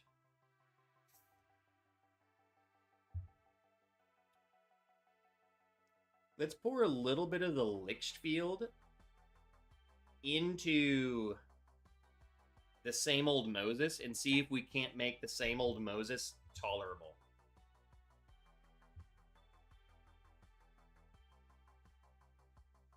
Seinfeld ended before Trev was born. I was born in 95. He's got Brokeback Mountain on repeat. Shut up, Ben. I've only watched it in its entirety once. And I liked it. No joke. So here, it's honestly a funny story you brought up Brokeback Mountain, because I literally watched the entire movie. I can tell you how old I was. It was so memorable. So I was in 6th grade, and we used to walk home from to my cousin's house from school. He lived close to the school we went to. Cracking, dude, just listen. Listen, it's a good movie.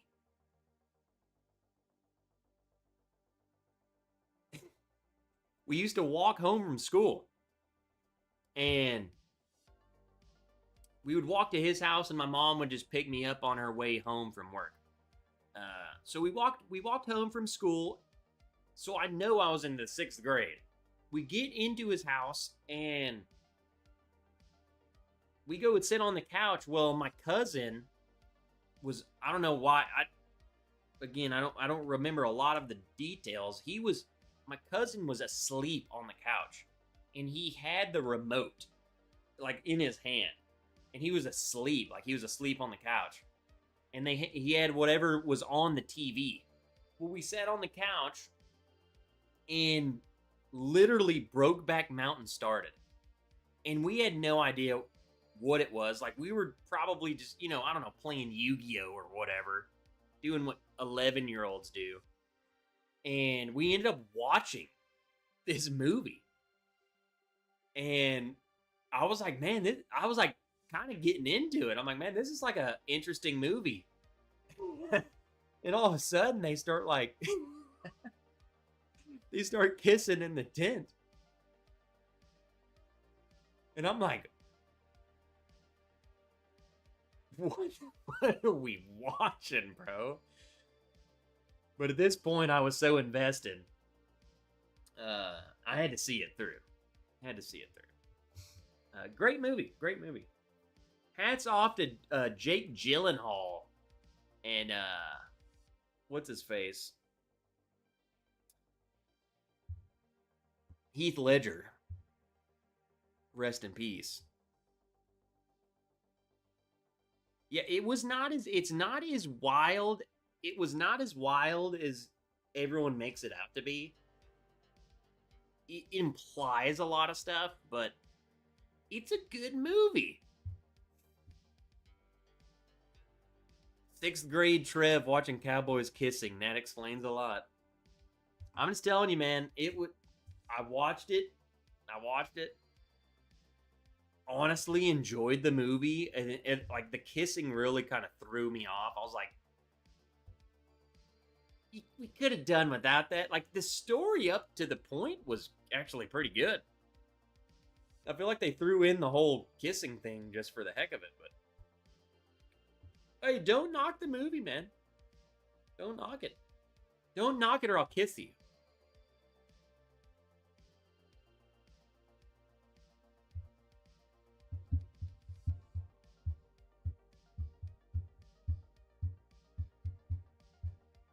Did the Crying Game come on after Brokeback? Joe, I don't know what that is. See, Duke says that movie just sucks you in.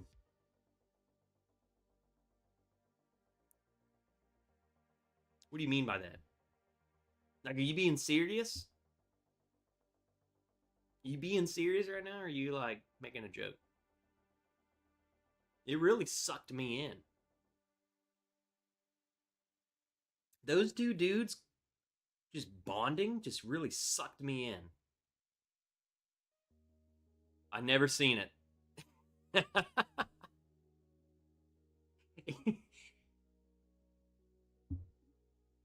All right, this is where all of you unsubscribe and I end my channel. What is the Crying Game? The Crying Game had a big sexual twist at the end. I won't... The Crying Game, 1992 film.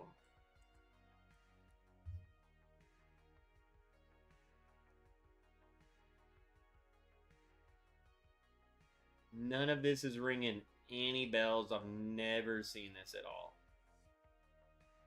That looks like a knockoff. There's this picture. Tell me this doesn't look like a knockoff freaking John Rambo. And then this is what? Denzel Washington and John Rambo.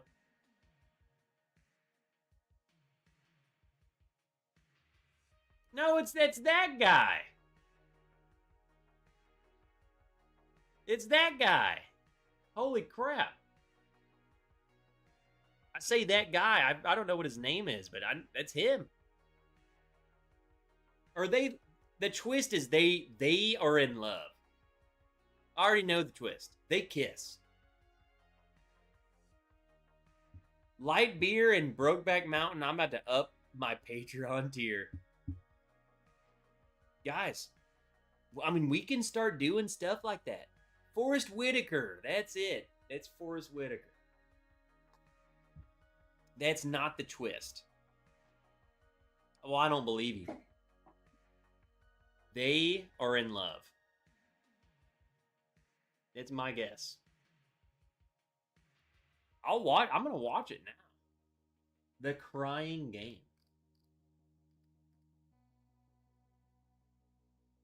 I just went to images, so I have no idea of the plot. I have nothing.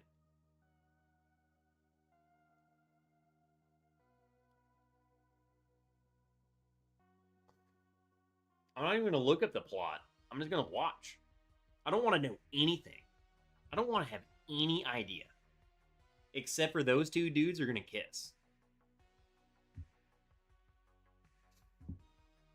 What time is it? Yeah, we got time for one more. What do we got? I look forward to Trev's reaction video to the Crying Game. Ben, is it really this big of a twist at the end? Well, if it's not the dudes kissing, it's the girl and another girl. And maybe Forrest Whitaker. In one big triangle. What up, Big Vic? How you been, bro? Good to see you, dude.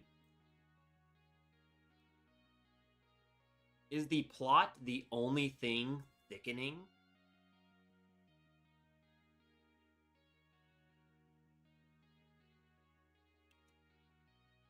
Never know.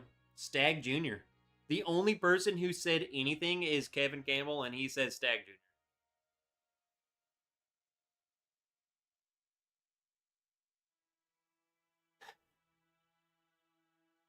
Kevin, you couldn't have said, like, Napa wine, water.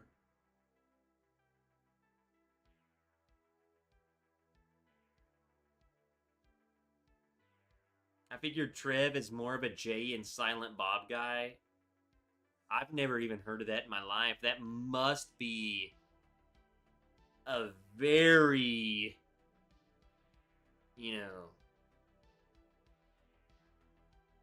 weird kissing video.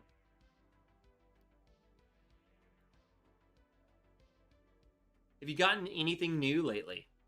The only thing new I've gotten lately was Knob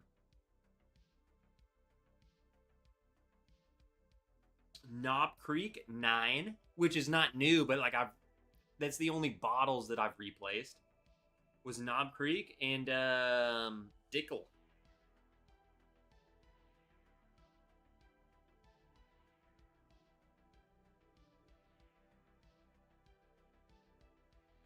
Bro, Big Vic, we just chilling too, man. Work. Run. Complain. Live stream. That's my life.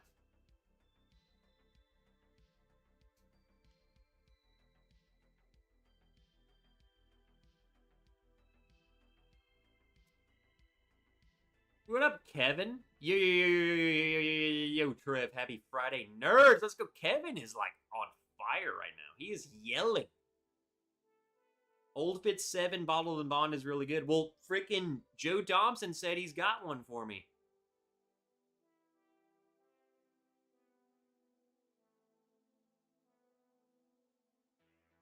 Super Proofers. I didn't say Dukes of Hazmat.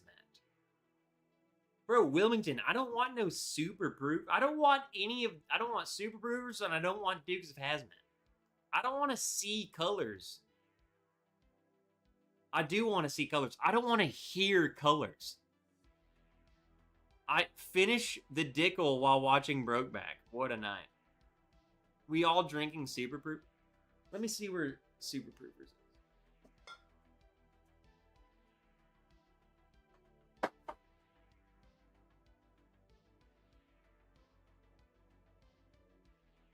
I got super proofers. Super proofers. Peep the proof, people.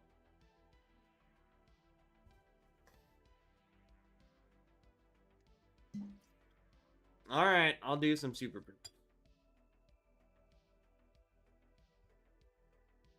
You got to be careful with this stuff. I mean, this stuff is freaking poison. It'll kill you.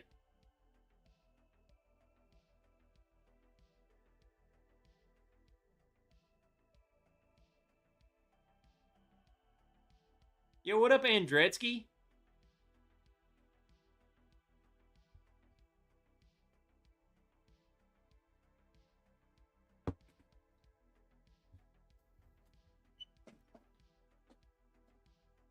What's the proof? It is 142.8. 142.8.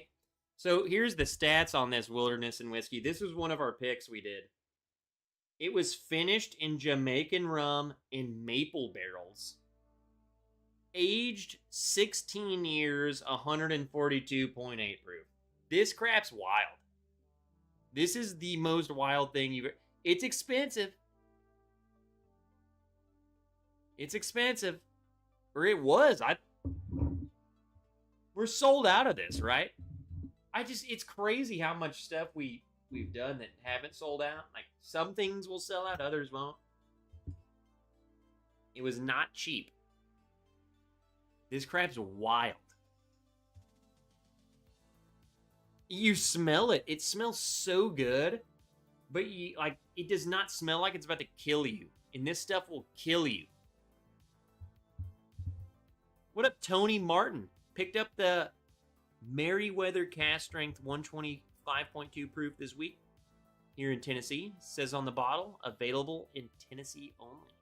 I was going to say, I've never heard of Merriweather. What up, Corn and Whiskey, you big freaking nerd? Kevin S., what is Kevin doing? Don't go outside, bro. Don't go outside. Stay somewhere safe. What up, Jeremiah? A man walks into a bar and sees his friend at the bar. You sit. The bartender asks you what you're drinking, and you say, I'll have what he's having.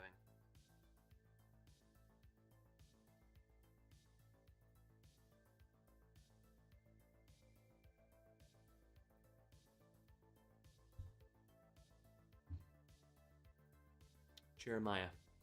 Here you go. Here you go, Jeremiah.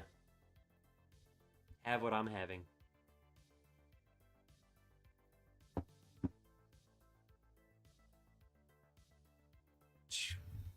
If you're not, I mean, if you just stick your nose down in it,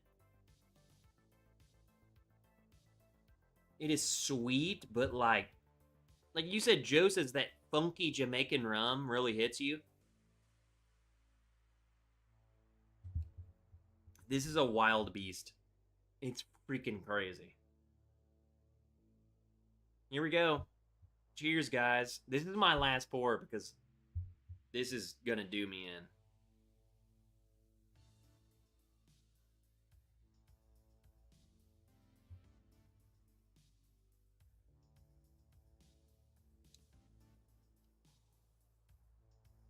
Dude. It lights you up. It is sweet.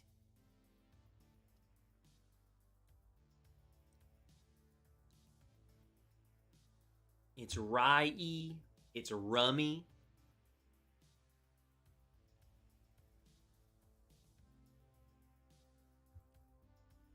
Pause the music.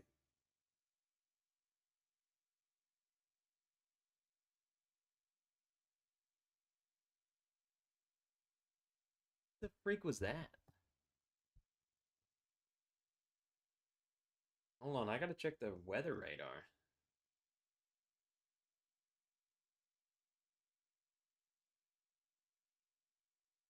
Was someone shooting fireworks?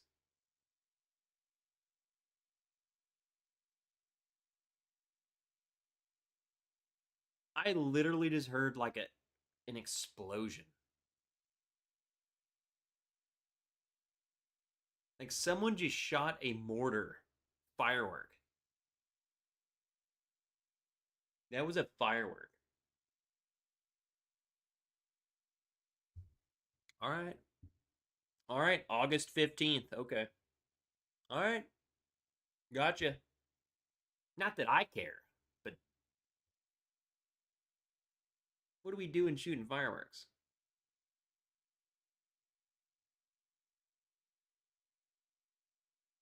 I got local pick that was an Obtanium 29-year Canadian aged in port wine, 162 proof, waiting for summer to be over to crack it. I'm gonna be honest. Yeah, I was gonna say some of those like Canadian whiskeys, even though they got a 29-year, they're sweet. Like they're very like summer. As much as a had like 162 proof whiskey could be, is usually they're so sweet, like red fruit forward, that I think they go with the summer. But the proof is what does you. It's like I don't want to drink 162 proof when it's 162 degrees outside. Um, that's my issue with this. Is that's why I drink this on my live stream at 8 o'clock, because it is a summer, like it tastes like a summer drink that will then kill you. I mean, you will get effed up quick, fast, in a hurry if you aren't careful drinking this stuff. But it's so like Jamaican sweet, man. It's literally like this is what you want to sneak in to a Cancun resort. You know what I'm saying? I mean, you gotta smell it from here. Those out the alcohol vapors are so strong that it's just it'll just smelling it. I think will get you drunk.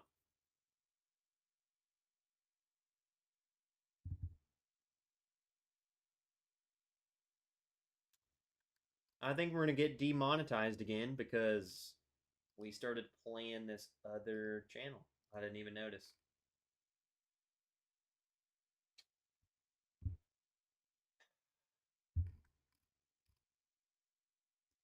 There we go. We're demonetized again.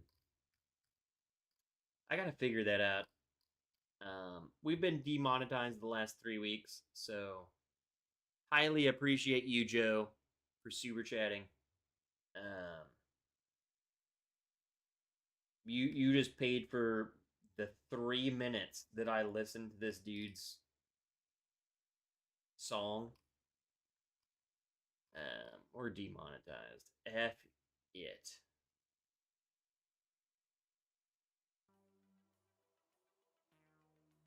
I can only like I have my playlist of song like things that I listen to, and it's supposed to auto play them, and it just switched over to this other dude's YouTube video. That is not my guy. This dude I can play unlimited. Well, the music's super low. It's probably been low all night. You probably didn't even hear the music. You probably didn't hear the music at all.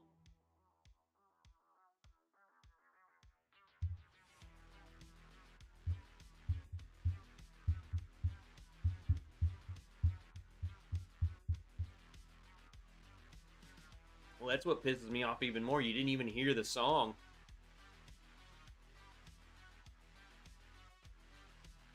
I guess I had turned down the music. I've been playing music all night.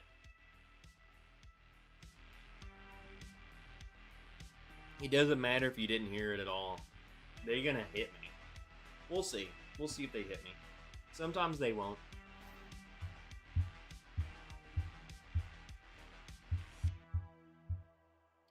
How are things, Trev? Back from vacay? Okay. Honestly, dude, I've been like on a struggle bus since I've got back from vacation. It's almost like I need a vacation from vacation. I've struggled to wake up. I don't know. It was good. We're good. We are great.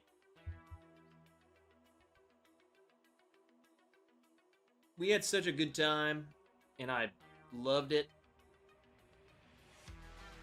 And it's been 2 weeks, and I'm like just on the struggle bus, bro.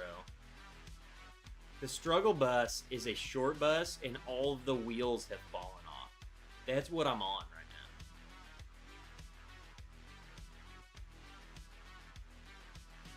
now. I watched the opening commercial too.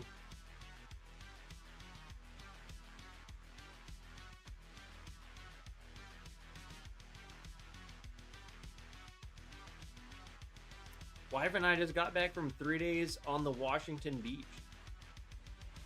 Andretzky, it might make you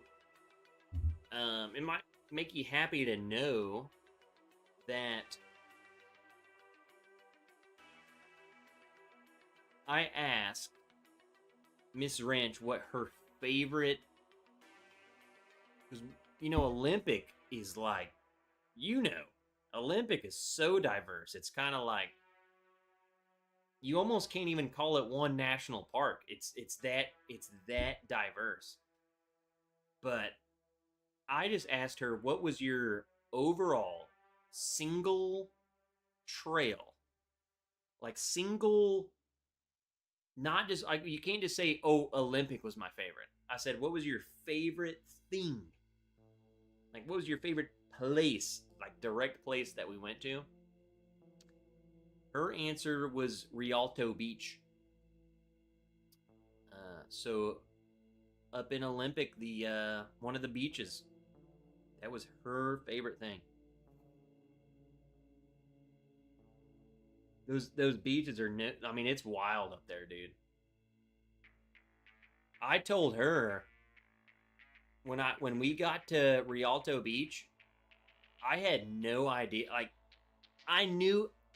I basically went into it like a total loser. I was like, yeah, it's gonna be cool. To me, it was like a whatever thing. Like, yeah, we got to see it while we're there. I didn't realize how cool it was. I kind of just blew it off. And then when I got there, I was like, whoa, this is not what I was expecting it to be. So it wasn't my favorite. It was hers, but yeah, it was freaking awesome, dude. It was crazy. Trev, when you are in those national parks, do you bring bear spray? So when we were up in Washington, no, we didn't. Because they're not known for bears. When we were up in Canada, yes, we had bear spray. I'm sure bear spray works against a mountain lion too. But I've never met anyone who has come across a mountain lion. So that was kind of not in my forefront. You kind of get lackadaisical with it. Where it's like, you're not going to come across a mountain lion. And I know we're not going to come across a bear. I mean, they're not common in that area. So no, I didn't have bear spray. I didn't have anything. Like, I wasn't expecting to see a bear at all. And then we were kind of on alert for the mountain lion because several days before we went there, a kid was attacked by a mountain lion. So we were on alert. Just kind of in the wrong region, like the wrong park, you know? Trev, there's black bear poop on my property right now. I'm not saying black bears aren't common in Washington, but like on Hurricane Ridge, Rialto Beach, like the trails we were hiking are not known for black bear activity. It's not a common thing. So that's what I'm getting at, is where we were at in the trails we were doing. That's not like, you're not seeing a black bear. And if you see a black bear, well then guess what? I guess you're like me and you get lucky and you step on a mountain lion. So I guess you got lucky. I guess it's obviously possible. Just like no one talks about seeing a freaking mountain lion on Mount Rainier. Except for us. So yeah, even then, yeah. It's just wild. It's just insane that it even happened. Absolutely insane.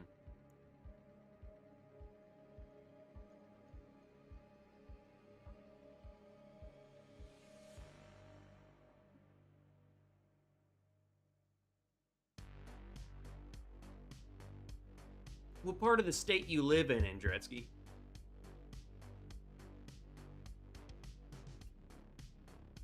Woo!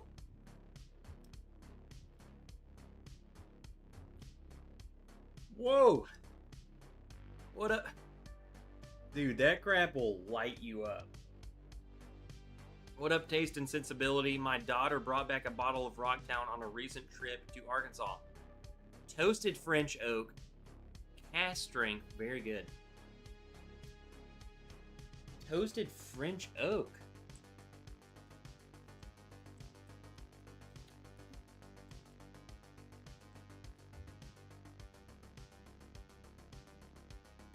Oh, it's the, yeah. I was gonna say, that one doesn't ring a bell until I look at it. It's the Column Still. The gray label. Very good stuff. I'm glad you like it, man. I'm glad you like it. I'm talking as if I work there. I'm very proud of, I love the state I live in, and I love Rocktown. I just love those guys. They put on such cool events, and they're putting out such cool stuff. I'll be honest with you.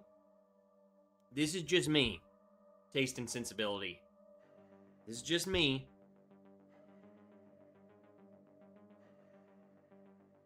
Rocktown, Column Still, French Oak. Is it better than something like Maker's? I don't know. I think they figured it out a bit better. I like Rocktown French Oak better than I do Penelope Architect. Way better. I would take this over that 10 out of 10 times. So, there's that. Glad you enjoyed it. Their Column Still collection bottles are really good. All three of them. So, y'all still here? We about to end, Wilty. We rolling out.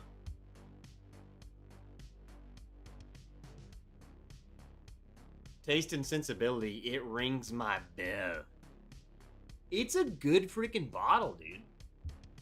Like, honestly, I think between the three of them, so they have an orange label, a gray label, and a blue label that's part of the Column Still collection. The orange label is like you don't think about it and you just drink alcohol to get drunk, which I do a lot. Especially during football season, I will drink that entire bottle over the course of a weekend when the Razorbacks are playing, the Browns are losing, the Ravens are crushing. I'm drinking that sucker. The French Oak bottle is just downright good. And I love the blue label. Is just barrel proof bourbon. So good.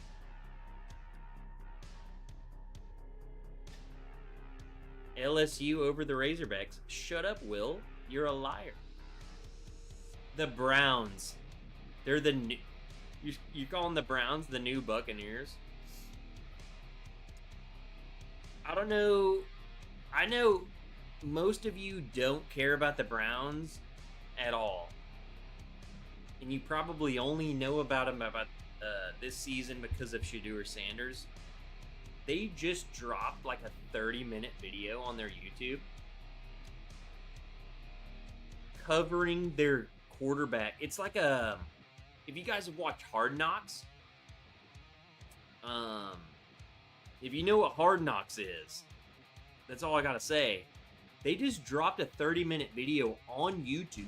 You can go watch it right now for free. It's literally like Hard Knocks, but pounds. I highly recommend going to watch it. They're documenting their whole quarterback disaster, I guess. I don't know what to call it. Just go to Brown's YouTube channel and just type in Brown's quarterback. Go to their YouTube channel and watch this video. It's good. It is a really good video. I mean, it's literally. I mean, when I say it's like Hard Knocks, it's professionally done. I mean, it's like a freaking. It's like a Hard Knocks episode.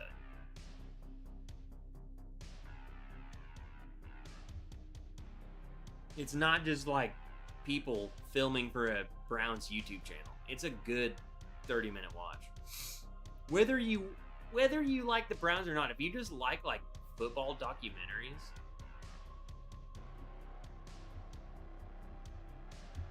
I think they're really capitalizing on the fact that they have like 6 quarterbacks. One of them is a molester who has a blown out ankle, and then 5 other quarterbacks.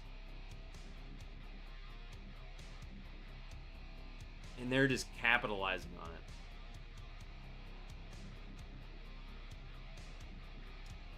it. Wilderness and Whiskey. Funny fun fact about me. My 2 NFL teams are in the same conference and they're direct rivals, but I'm a Browns fan, and my wife was kind of an indirect Ravens fan. So we started watching the Ravens too. So I am equally as much of a Browns fan as I am a Ravens fan. I love them both. Obviously because the Ravens are the better team, so I'm like happy to go for a winning team. But I also watch every Browns game. So I'm glad that somehow I get to be tied into a good team, so I don't have to be losing every freaking Sunday.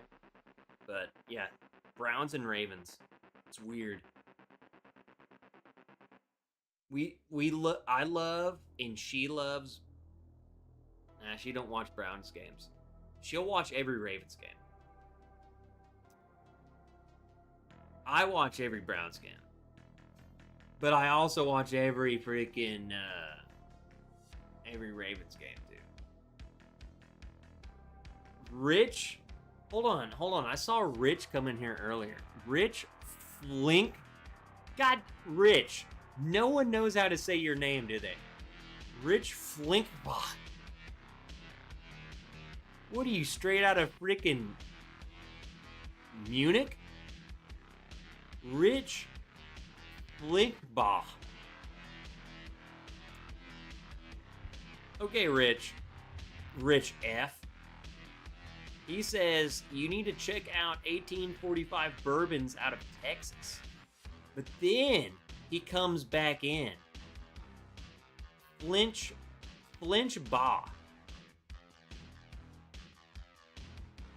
Harbaugh,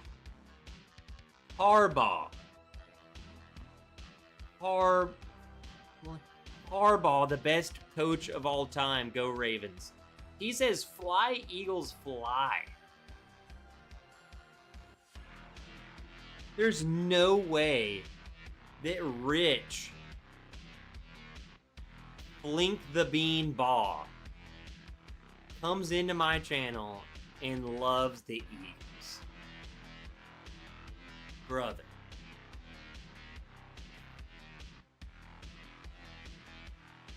Rich, do you live in Philadelphia? I mean, I'm already mad. You can't upset me more, brother. There's no way. The Eagles, I don't know who I hate. I take that back.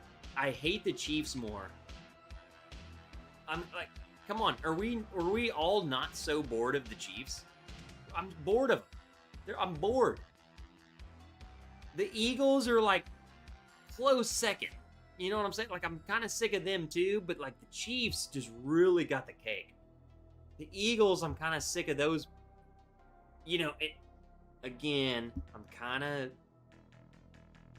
I'm not one of those tush push haters where like we should ban it. I'm just sick of it. And I agree. You can't ban it, but I'm sick of it. I mean, just Eagles can F off too. You know what I'm saying? At least they're not the Chiefs. At least the Eagles destroyed the Chiefs. That's the only thing saving you, Rich. He lives in Dallas. And you know what? If I lived in Dallas, I would not support the Dallas Cowboys either. They're the worst team on the planet. Jerry Jones is from Arkansas, and everyone I know hates him.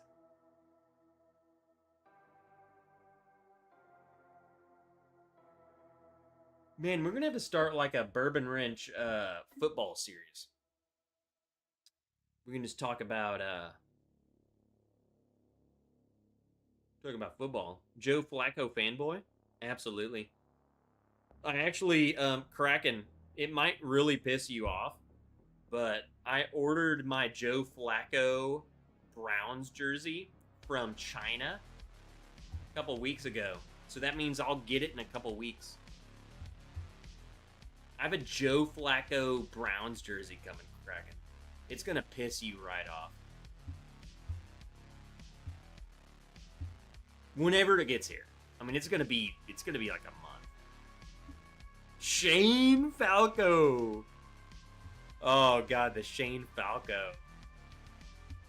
Easily best movie of all time, just saying. The Replacements. Is the NFC East the most unlikable division in pro sports? Depends on who you are.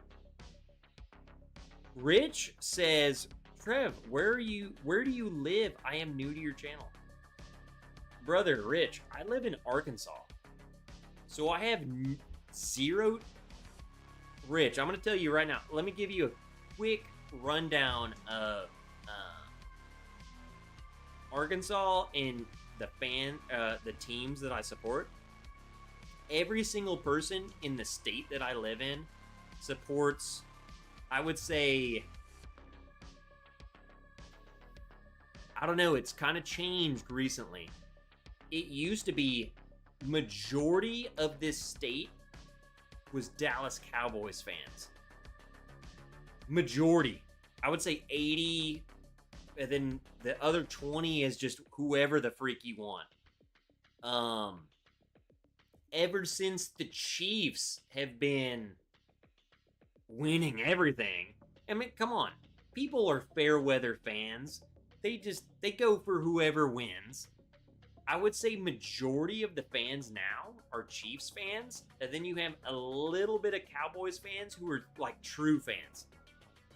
I do not see any Saints fans around here. It's all Chiefs or Cowboys. That's it. I used to visit Stuttgart a lot because of our Linux factory is there. What do you do? In Stuttgart? Dude, the only thing I know, and I live here, the only thing I know about Stuttgart is that's like the duck hunt capital of the world. What are you doing down there? That's weird. Well, now we got a crazy turn of the story. No, Stuttgart, Arkansas. Air conditioning, huh? That's weird, man. I'm here in Maryland. So it's mostly Ravens, was more Redskins before the awful name change. So are you telling me that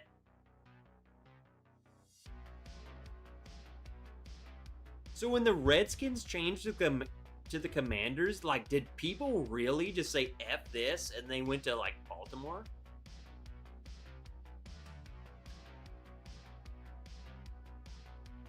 How close are the excuse my ignorance, how close is like the Ravens stadium to the Redskins stadium? They got to be close, right? So like how much of a fan base are they drawing in? Like who are they drawing from?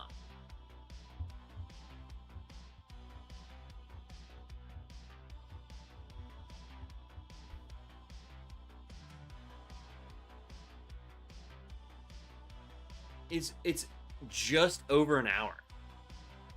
See, that's what's wild to me. So from where I'm at, I drive 6 hours one way. I'm at the Kansas City Chiefs. I drive 6 hours this way. I'm at the Tennessee Titans. I drive 6 hours this way. I'm at the Saints. And then 6 hours this way, I'm at the Dallas Cowboys. Any direction you go from me, 6 hours, you're at the stadium. And I'm talking like exactly 6 hours. I'm not a fan of any of those teams. I don't care. I have zero connection to them. And I just don't, I'm not in the, I feel, it's weird to me that everyone here loves the Chiefs or the Cowboys. It's kind of like, what? Because I guess it's not weird. I guess if they want to support a team and they want to go drive to a game, that they'll go and do that. But there's no other connection. It's just them driving to a game. And the whole shift of seeing the state go for the Chiefs kind of like pisses me off because it's like, man, you bunch of phonies, man. Here, I'll be right back.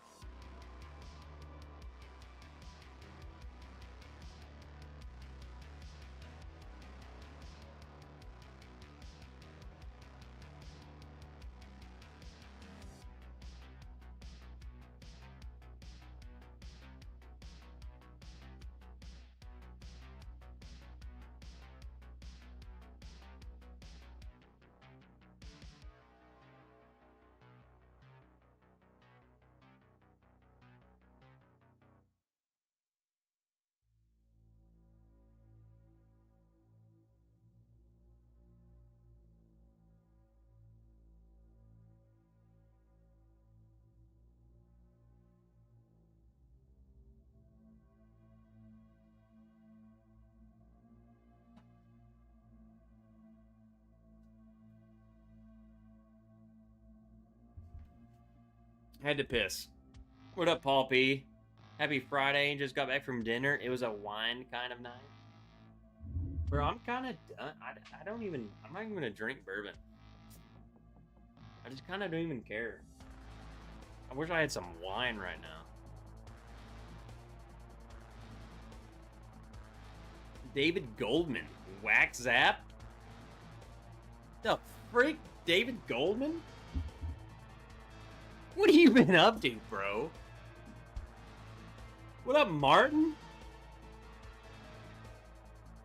Saints fans are in southern Louisiana, Mississippi, and Alabama with a strong Atlanta showing after Katrina. That makes sense. You're on mute? Hello? Bro, no, Rich, you're on mute. I'm unmuted. Numbers are showing great. Rich is on mute. Rich. Can someone comment, Rich, you're on mute? Go to the wine fridge.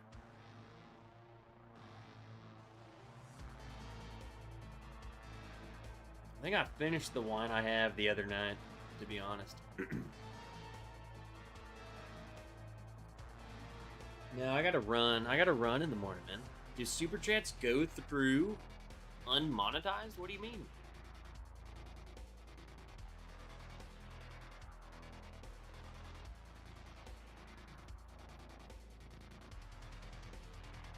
What do you mean?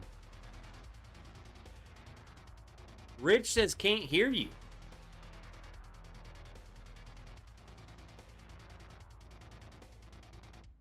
Rich. Rich. You are muted. Dude, Rich is muted. Rich is drunk, man. I give him props. This is Rich's first time here at the channel. Have you ever tried Southern Star bourbon out of Southern Star? No. Look, it's Rich's first time here. He's drunk. He'll figure it out. He'll figure it out. He'll be back.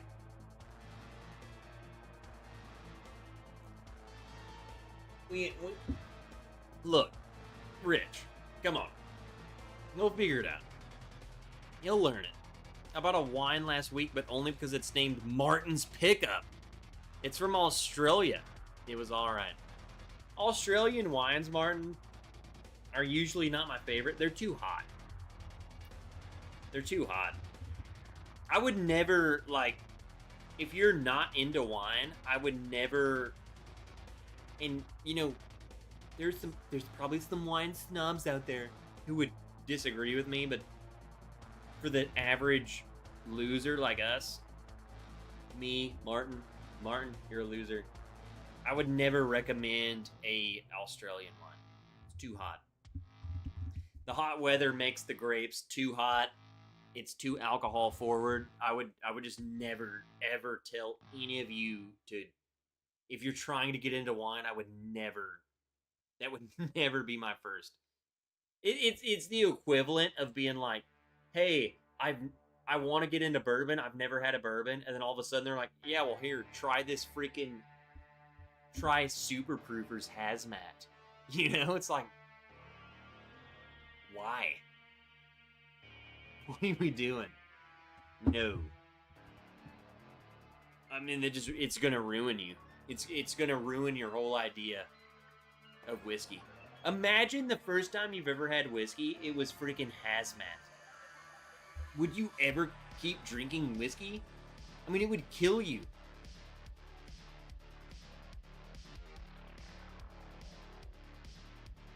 Only Aussie wines I would suggest are Rieslings. I've never even heard of an Aussie Riesling. I would, if I'm gonna go for a Riesling, I would never go to Australia.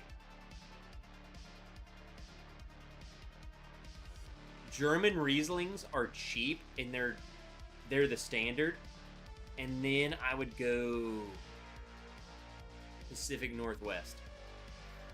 Pacific Northwest.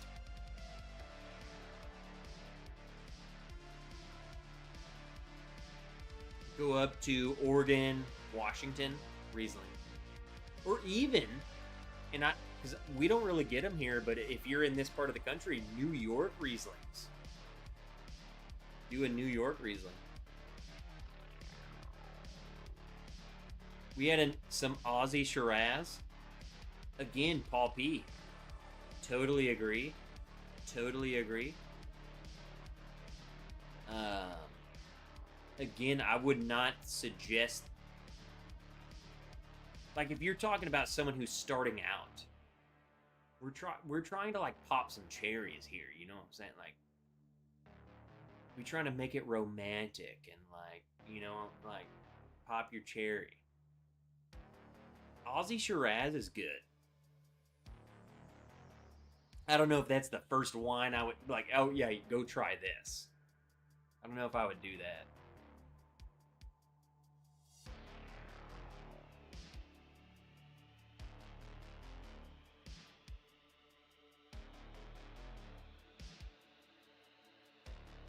Shiraz.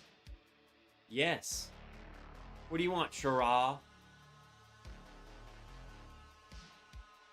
If they're going to spell it different, I'm going to say it different.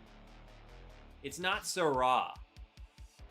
If you're going to spell it Shiraz, I'm not calling it Syrah. Sorry. Why did they change the spelling?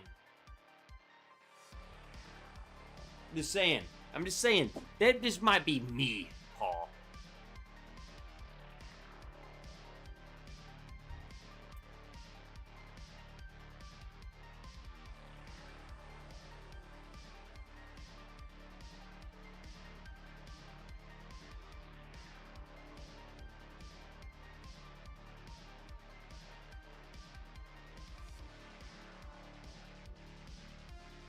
You say there's Syrah, and then there's what I'm calling Shiraz. It's the same grape. Syrah and Shiraz is the same thing, but Shiraz is the same grape that's grown in Australia. What up, Alec? Super late to the stream, went to dinner for birthday, and now having a pour of Stag Junior to forget that I'm getting older. You're old as piss. Do push-ups.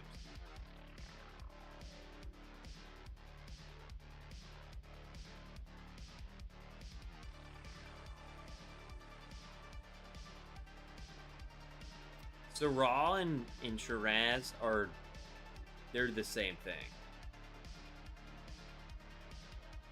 They might not taste the same.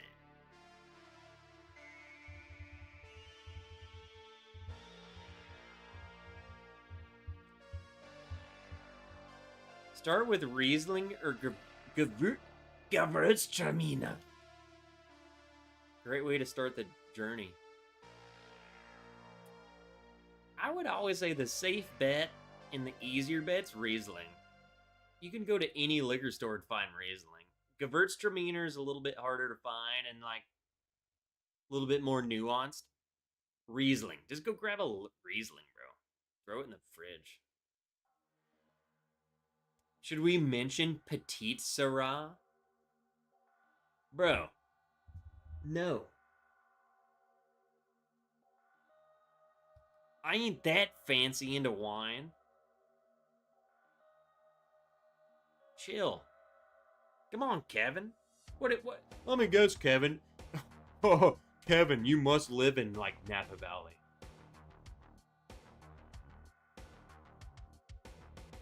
Oh, wait.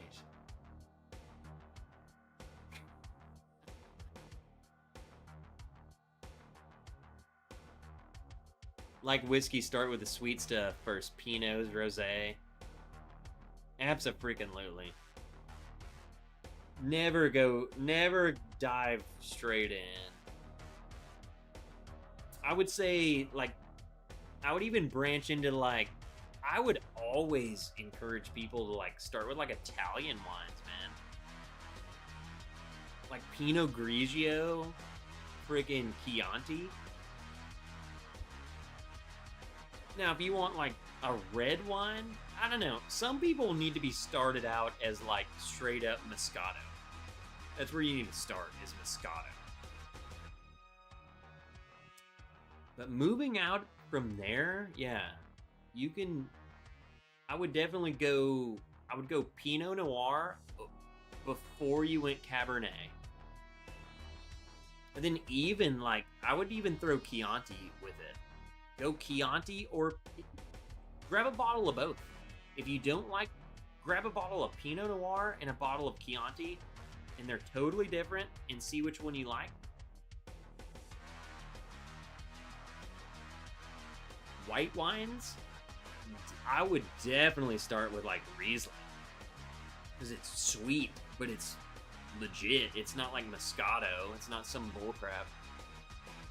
Grab a Riesling and like a Pinot Grigio, and then just call your life good. Don't even bother with Chardonnay in the beginning.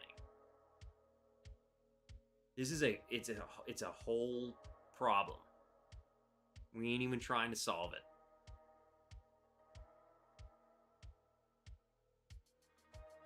Trev, you know you have a box of wine in your kitchen. I don't have a box. I have bottles.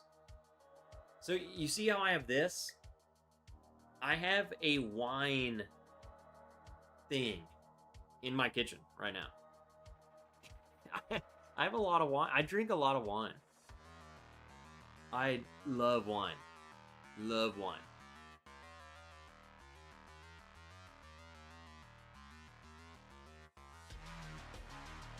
Pinot Grigio is my favorite wines. Good ones feel like a nice middle ground of Chardonnay and Riesling.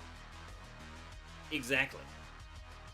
I think Chardonnays, especially the more you get into like California Chardonnay, it just tastes like bread in butter.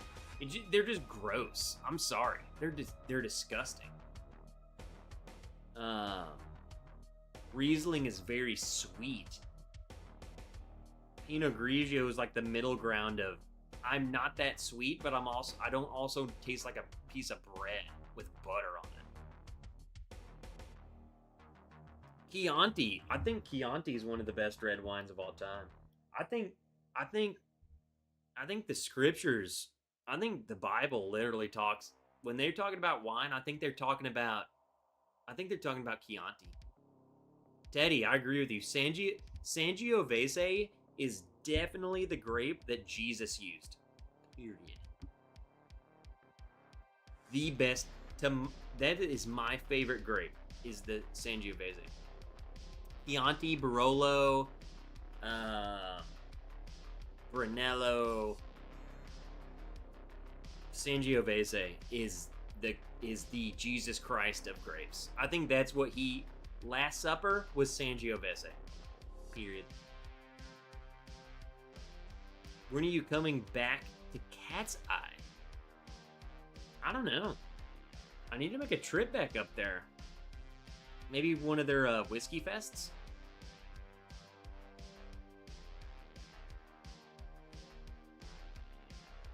I started with white and red Zinfandel. These days I'll take a Riesling or a Sauv Blanc. Zinfandel is way too jammy. It's too grapey. You need a little alcohol. I haven't gotten into Chianti wines, but I prefer Cobbs and Syrahs typically for red, but really only drink them with steaks. Alec, dude. I'm guessing that you've tried Chiantis. If you've tried Chiantis and you don't really like them, but you prefer Cabs and Syrah, I would, if I was you, sometimes you just gotta trust me.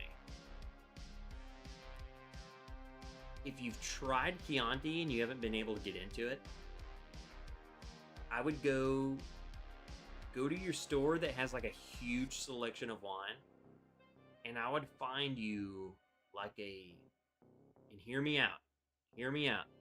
You might think I'm crazy, but I'm gonna tell you this anyway, because I don't care. Find you a bottle of Brunello, but the cheapest one you can find. Find one, you can find them for like 50, 60 bucks. Find you a $50 Brunello. And Alec, another thing I haven't asked is like, what price range? Was it Chianti Classico? Did it have a black chicken on the label? That's an important question too. Did it have a black cock on the label? Go to the store. Yeah, you need to have the cock. It needs to have a cock. If it's a Chianti and it does not have a cock on it, then you need to go back and you need to get a different one. No, Paul, it's not a rooster, it's a cock. It needs to have the cock on it. It's a real thing. I'm not even screwing with you, Alec.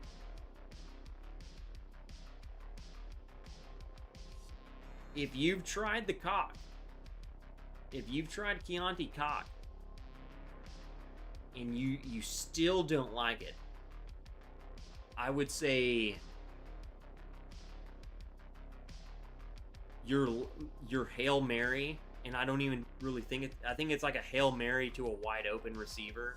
Is buy you a $50 or $60. No, whoa, no chicken rooster on it from what I remember. I'll look for that. I'm sure they have one at Total Wine. We're gonna help Alec right now.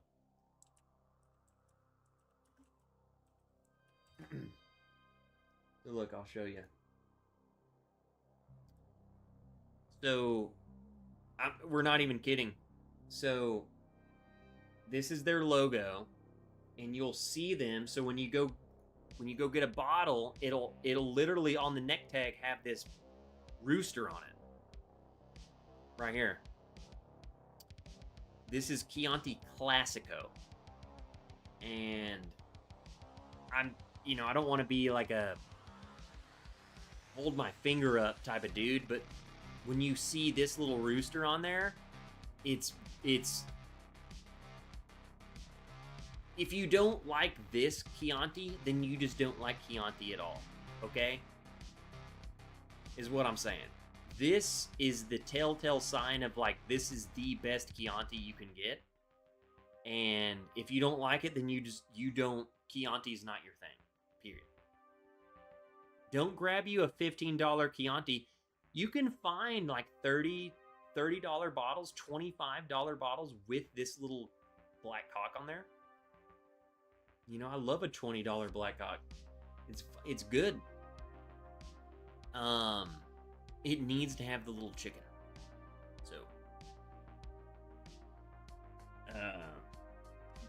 they definitely have it. Guarantee you they have it. China could put a cock on a bottle and sell piss water. Well, in Italy, this is like a stamp of approval. Alec, I'm not promising you'll love it, but it's your better chance of loving it. Especially you love having a steak. Bro, go get you a ribeye and grab you a Chianti Classico and enjoy it, bro.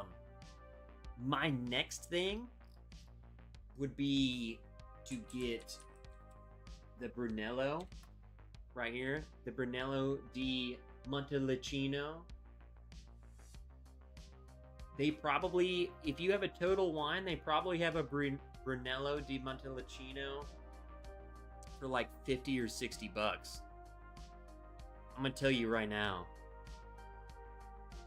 easily one of the best wines I've ever had in my life, and it was like $60. So, it's also the same Sangiovese grape. So, Alec, add this one to your list. Probably start with the cheaper one first. Then go to the Brunello. That's just me. That's just me.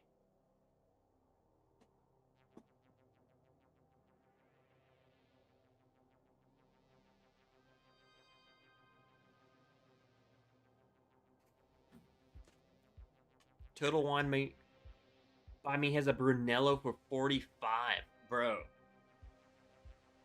Alec, do not be pissed if you don't like either of them.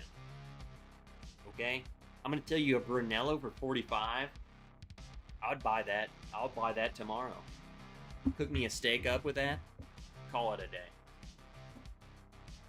I don't care if it sucks. There you go. There's a wine lesson by Trev.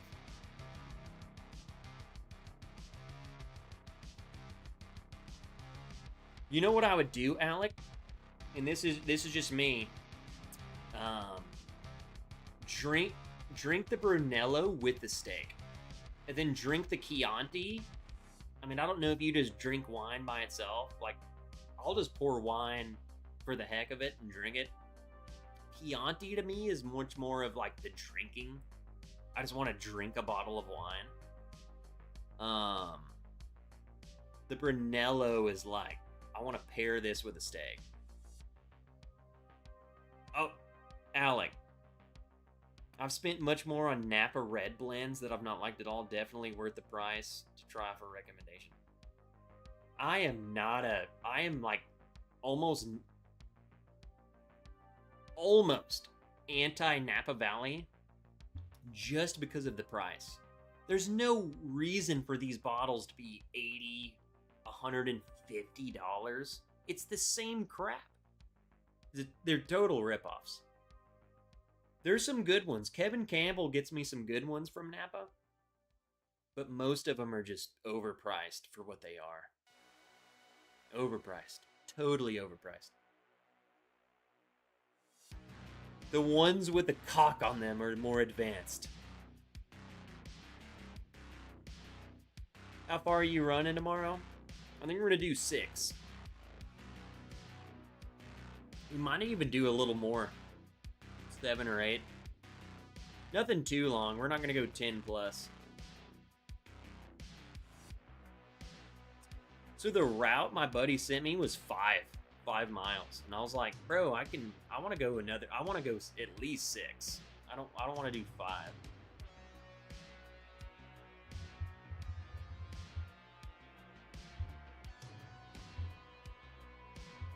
Trev, you ought to check out Wine Spies online. What is that?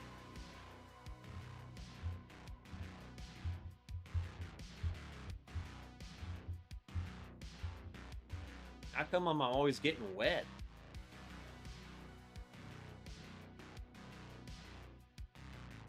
I don't freaking know.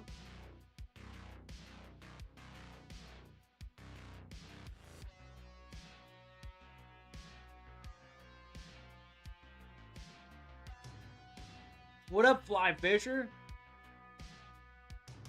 He says Chianti is light and nice. I love Chianti.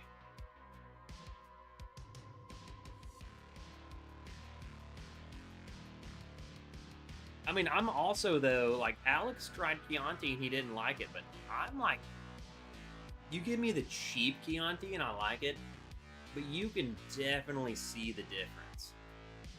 To me, it would be like the equivalent of being like, man, I like bourbon. I love all bourbon. But that's like the equivalent of saying, I love Old Crow and I love Elijah Craig Barrel Proof. You know what I'm saying? Like, you can't try Old Crow bourbon and then like the equivalent of Chianti and then just assume that all Chianti or all bourbon tastes like that. I'm also just one of those lovers of Chianti. Anything Sangiovese, I love it. Chianti, Tuscan blend, Brunello. It's just the best wine to me. Stag's Leap Artemis is delicious, says Teddy. I've actually had that bottle. It's very expensive. It's like the cheapest I've ever seen it was like $80. The most I've seen it was like $100.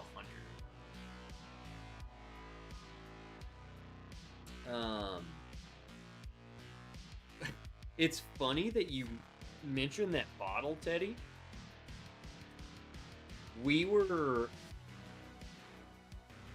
Me and Miss Wrench we were at dinner one night. We were out to dinner for her birthday, and this man was sitting right next to us with a bottle of Stag's Leap Artemis on his table. And long story short, this fool was over at our table pouring us a glass of this bottle.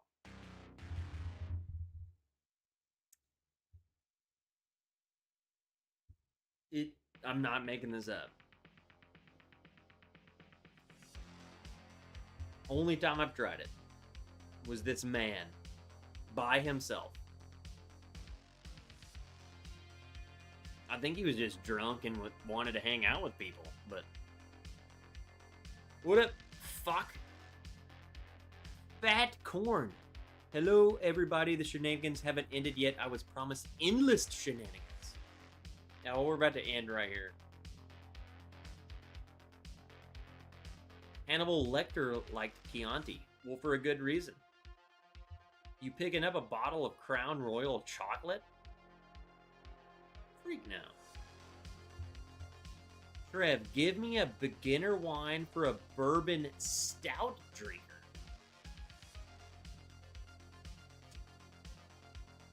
Now, for a beginner wine for a bourbon stout drinker, this is going to be totally different from anything I would ever suggest anyone else. If you like stout beers, and you're a bourbon drinker, I would say Syrah. Syrah,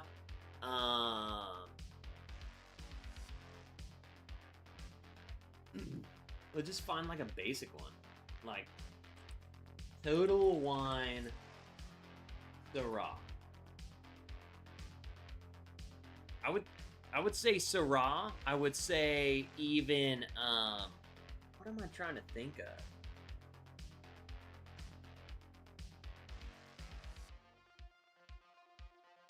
See, I was gonna say Zinfandel. Zinfandel would be way too sweet for you. I think Syrah. That's my answer. Final answer, Syrah. Go to the liquor store.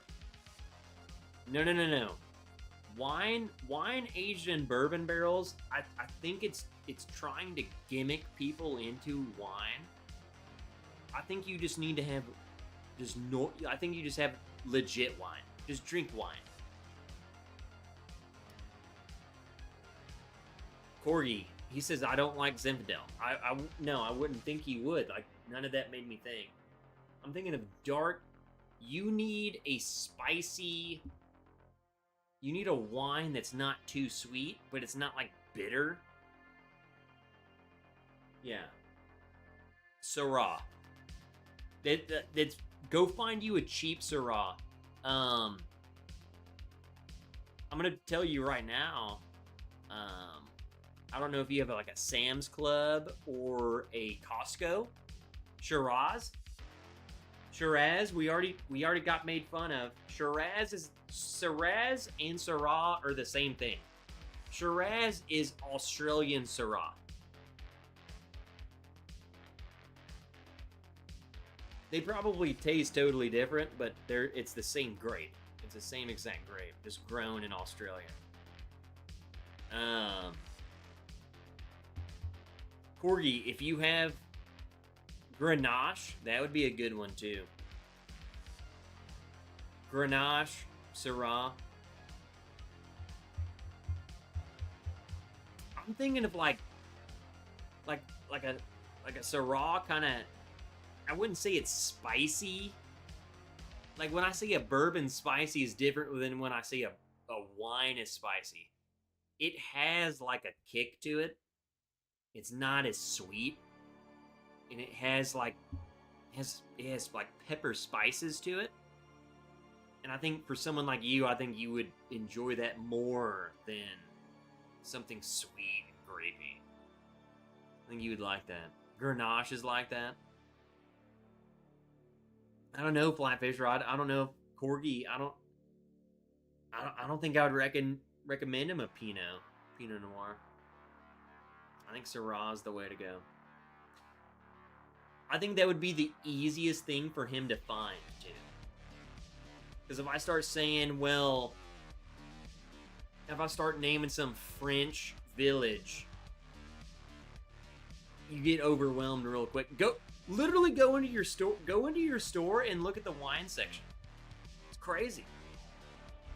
GSM from France is good, approachable wine too. Tony! Yeesh, no check.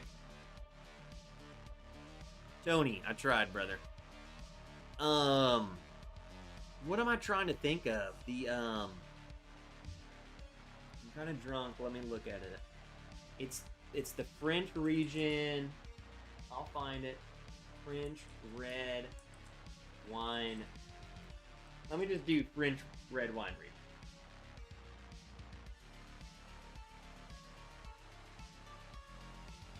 Rhone Valley. The Rhone Valley. So if you see any sort, if you go to the French section too, if you want to get real weird, if you want to get really weird, brother, go. If like one of my local stores has all of the wine designated by countries. Go to France, and then head down and find Rhone Valley. That's another red wine I would highly encourage you to try. Syrah lovers, the Rhone Valley is amazing. Yeah, that's the one. Honestly, all of the other ones are not up your alley.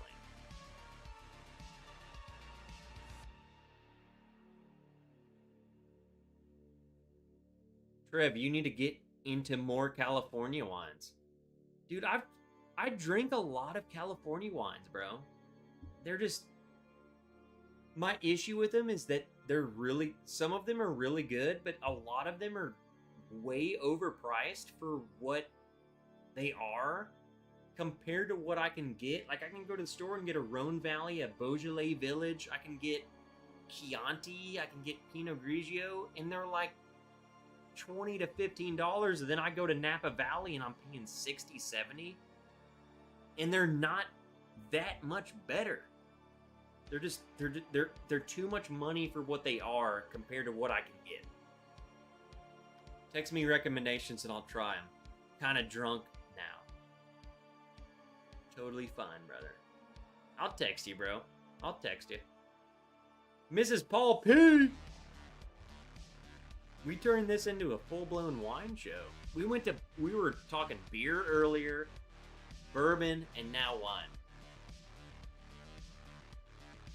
We're just the alcohol wrench now.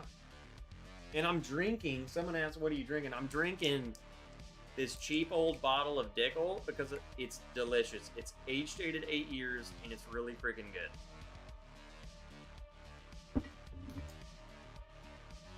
And football.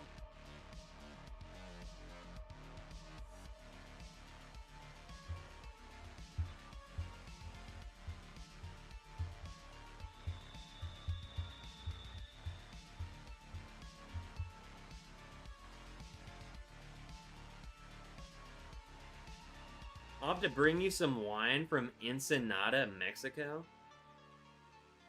I bet you. So Raymond, for one, what's up, bro? Absolutely killing it. Raymond, are you... Like, are the wines down there? I would imagine, like, Ensenada, Mexico.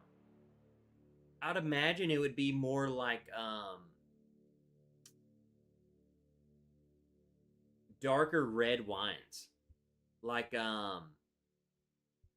Paso Robles, Cabernet, and then probably stuff like Syrah, like things that thrive in hot weather.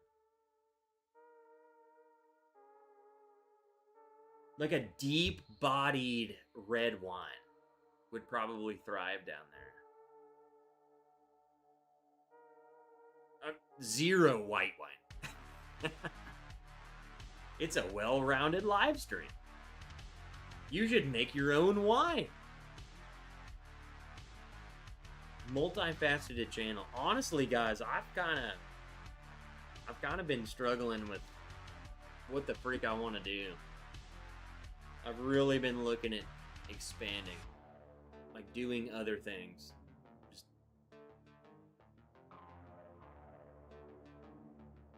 gotta do something else. I mean, look, I'm having so much fun talking about wine and beer. Dude, we just talked 30 minutes about Bud Light.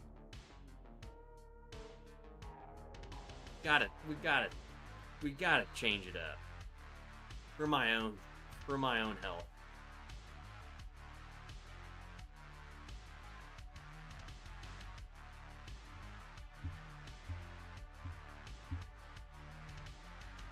Ice wines are my favorite dessert pours. My affordable go-to is Wagner. Well, those are dessert pours. A dessert wine versus like a regular drinking wine, totally different. No, I'm not fly fisher. I'm not trying to leave bourbon. I need to expand. I have like zero. The things that are coming out in bourbon, I'm just have zero interest in. I mean, it's so boring. I've done it so long, it's so boring. And I enjoy so many other alcohols. You know? I miss the Bud Light conversation, but Bud Light Lime goes hard for me. Alec, dude, you missed it. Alec, we talked about all of them. I will say you're the only person who has mentioned Bud Light Lime. Loser. We talked a lot about light beer. That was honestly weird. That was a fun time. Have you had barrel ice wine? The barrel ice wine was delicious. Barrel ice wine finish was Viper. If you can find that, I would definitely try that. Paul P, did you just hype up some Obtanians? It's all boring. You're missing the point, bro.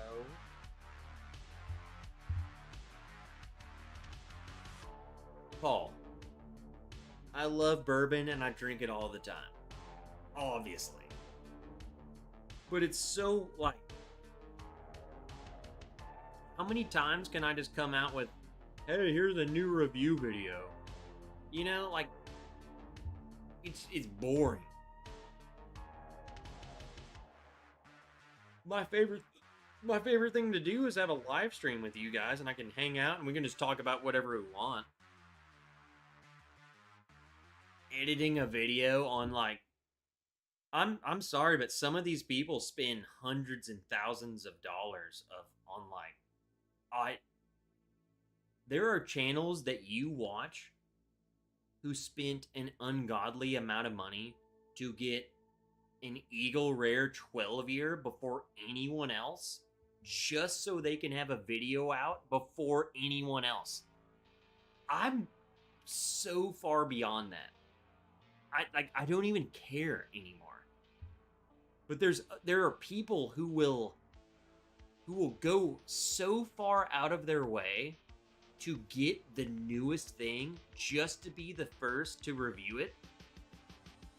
And, like, that's just, I don't care anymore. It's silly. Like, if you do that, and maybe it was silly for me to do that in the first place, but I'm at the point now, I'm like, dude, you're a psycho. There's something wrong with you. Like, I don't know, bro. You need to go do something fun.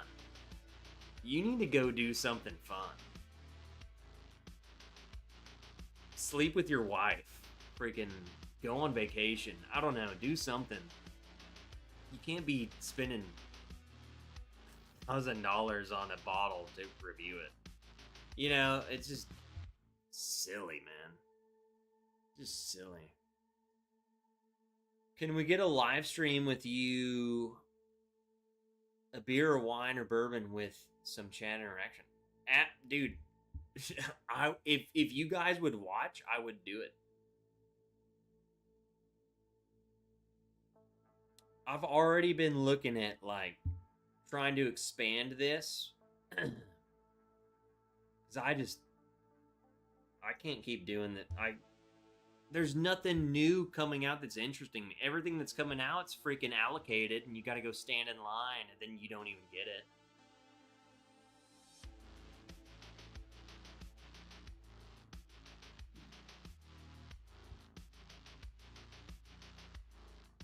I haven't done a review video in over a month. Like, the last video I've done is over a month ago, and it's because I can't get anything. It's all just allocated bullcrap, you know? So I'm like, I gotta change. The channel's gotta change.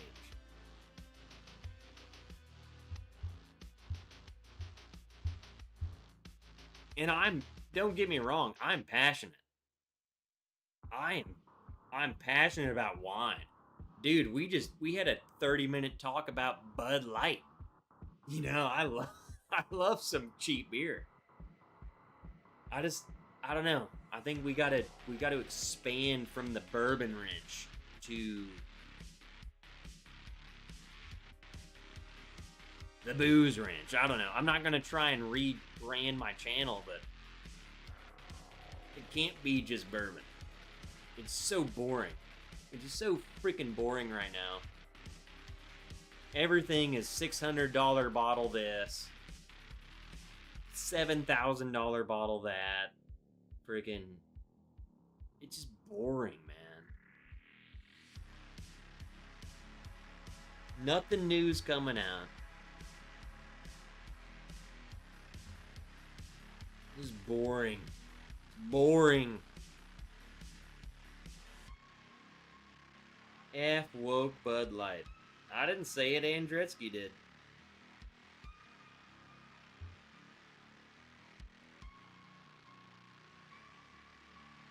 There's a little bit of hunting involved, Trev.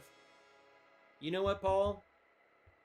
Once you've been hunting for 10 years, it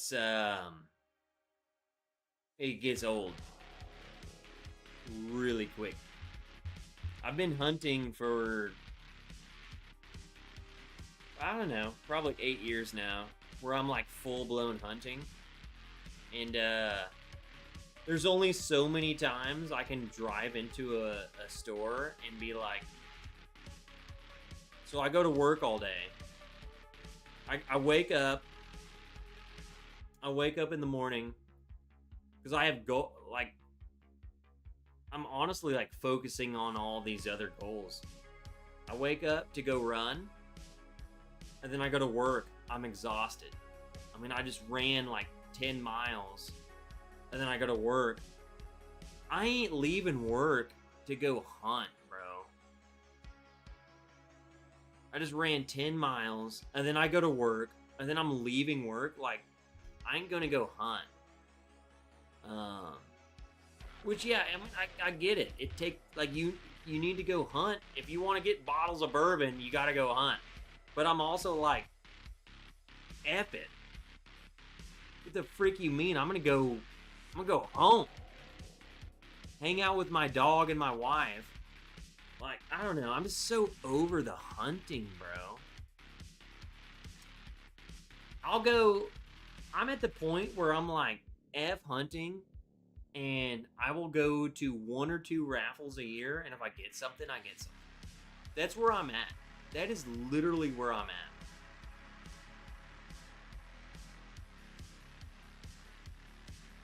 You can become a cult-like leader of the All Bro Fireball Party Network. I don't want no fireball, bro.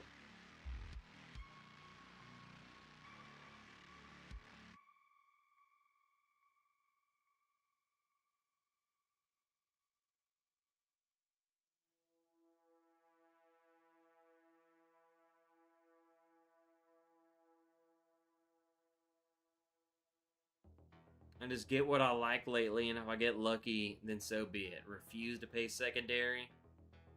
I feel like that's, Alec, that's how most people are. I think that's how most people become. Might want to mention your wife before the dog next time.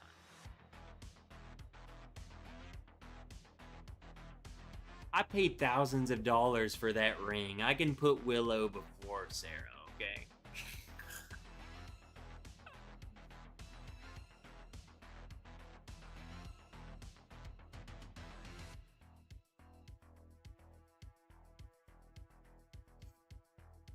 She didn't pay for that ring.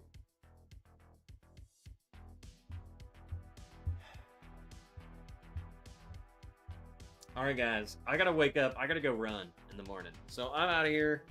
I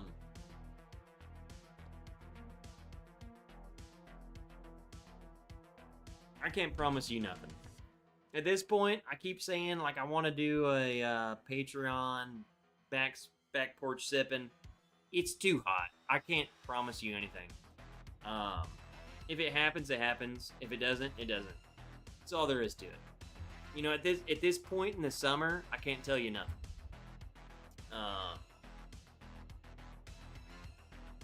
For all of you who bought the barrel picks tonight, freaking love ya. I think you're gonna really enjoy them. I think you're gonna really enjoy them. So, that's all there is to it.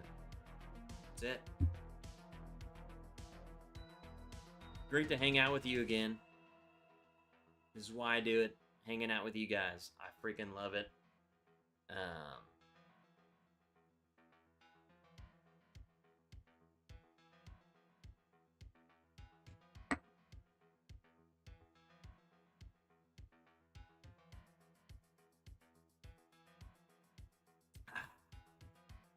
Cheers, gang. Have a great week. And Paul, freaking love you guys. I love Paul, and I love Mrs. Paul P like 1,000 times more than Paul P. But Paul P is pretty good. Wrench, have you tried the High West Boo Rye? Yes. I'm going to tell you right now. Last thing I got to say, because I feel like Paulo's asking me that. Why are you asking me if I've tried the High West Boo Rye? And that's what I thought. You wanted me to compare. I'm going to tell you right now, dude. I love High West. I'm a huge High West fan. I'm going to tell you right now. If you've tried High West Boo Rye, then I would probably... And I'm not even joking. Paulo, I'm not even joking. If you've tried High West Boo Rye, I would just go ahead and buy like 2 or 3 of these Boo Ryes. High West Boo Rye is so lackluster that you don't even know what a Boo Rye is. It's overpriced. It's just mediocre. It's almost a joke. This Boo Rye is like... I've never owned the High West Boo Rye because I've tried it. I'll never buy one. Period. It's just... I will never own one of those. These other bottles are so much better. It's not even a competition. Paulo, there's zero... I'm talking there's a 0% chance that you like that High Waste better than this bottle you just bought. And you got 2. I got 2. I'm telling you. It's not even going to be a comparison. I promise you. I would love for you to pour a side-by-side and tell me just... They don't even... I promise with my soul, they will not taste anything alike. They won't even be close. You won't even tell. Paulo likes high waists. Shut up. Shut up, Andretzky. Alright, everyone. Love y'all. I'm out of here. Done. Gotta go run. Go check out the Patreon. I put you... Corgi, Send me a text. I haven't made my order yet. I know we ain't gonna sell out. I'll make you. Send me a text right now, Corgi. How many you want of which bottle? I'll make the order. I didn't know we had 3 freaking bottles coming, so.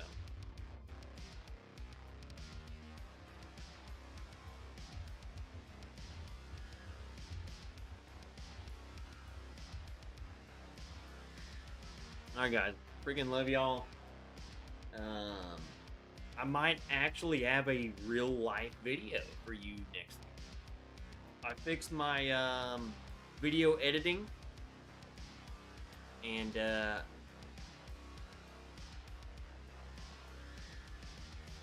I'll have a video. Bye. Love y'all. Kevin, suck it. Love y'all. Bye.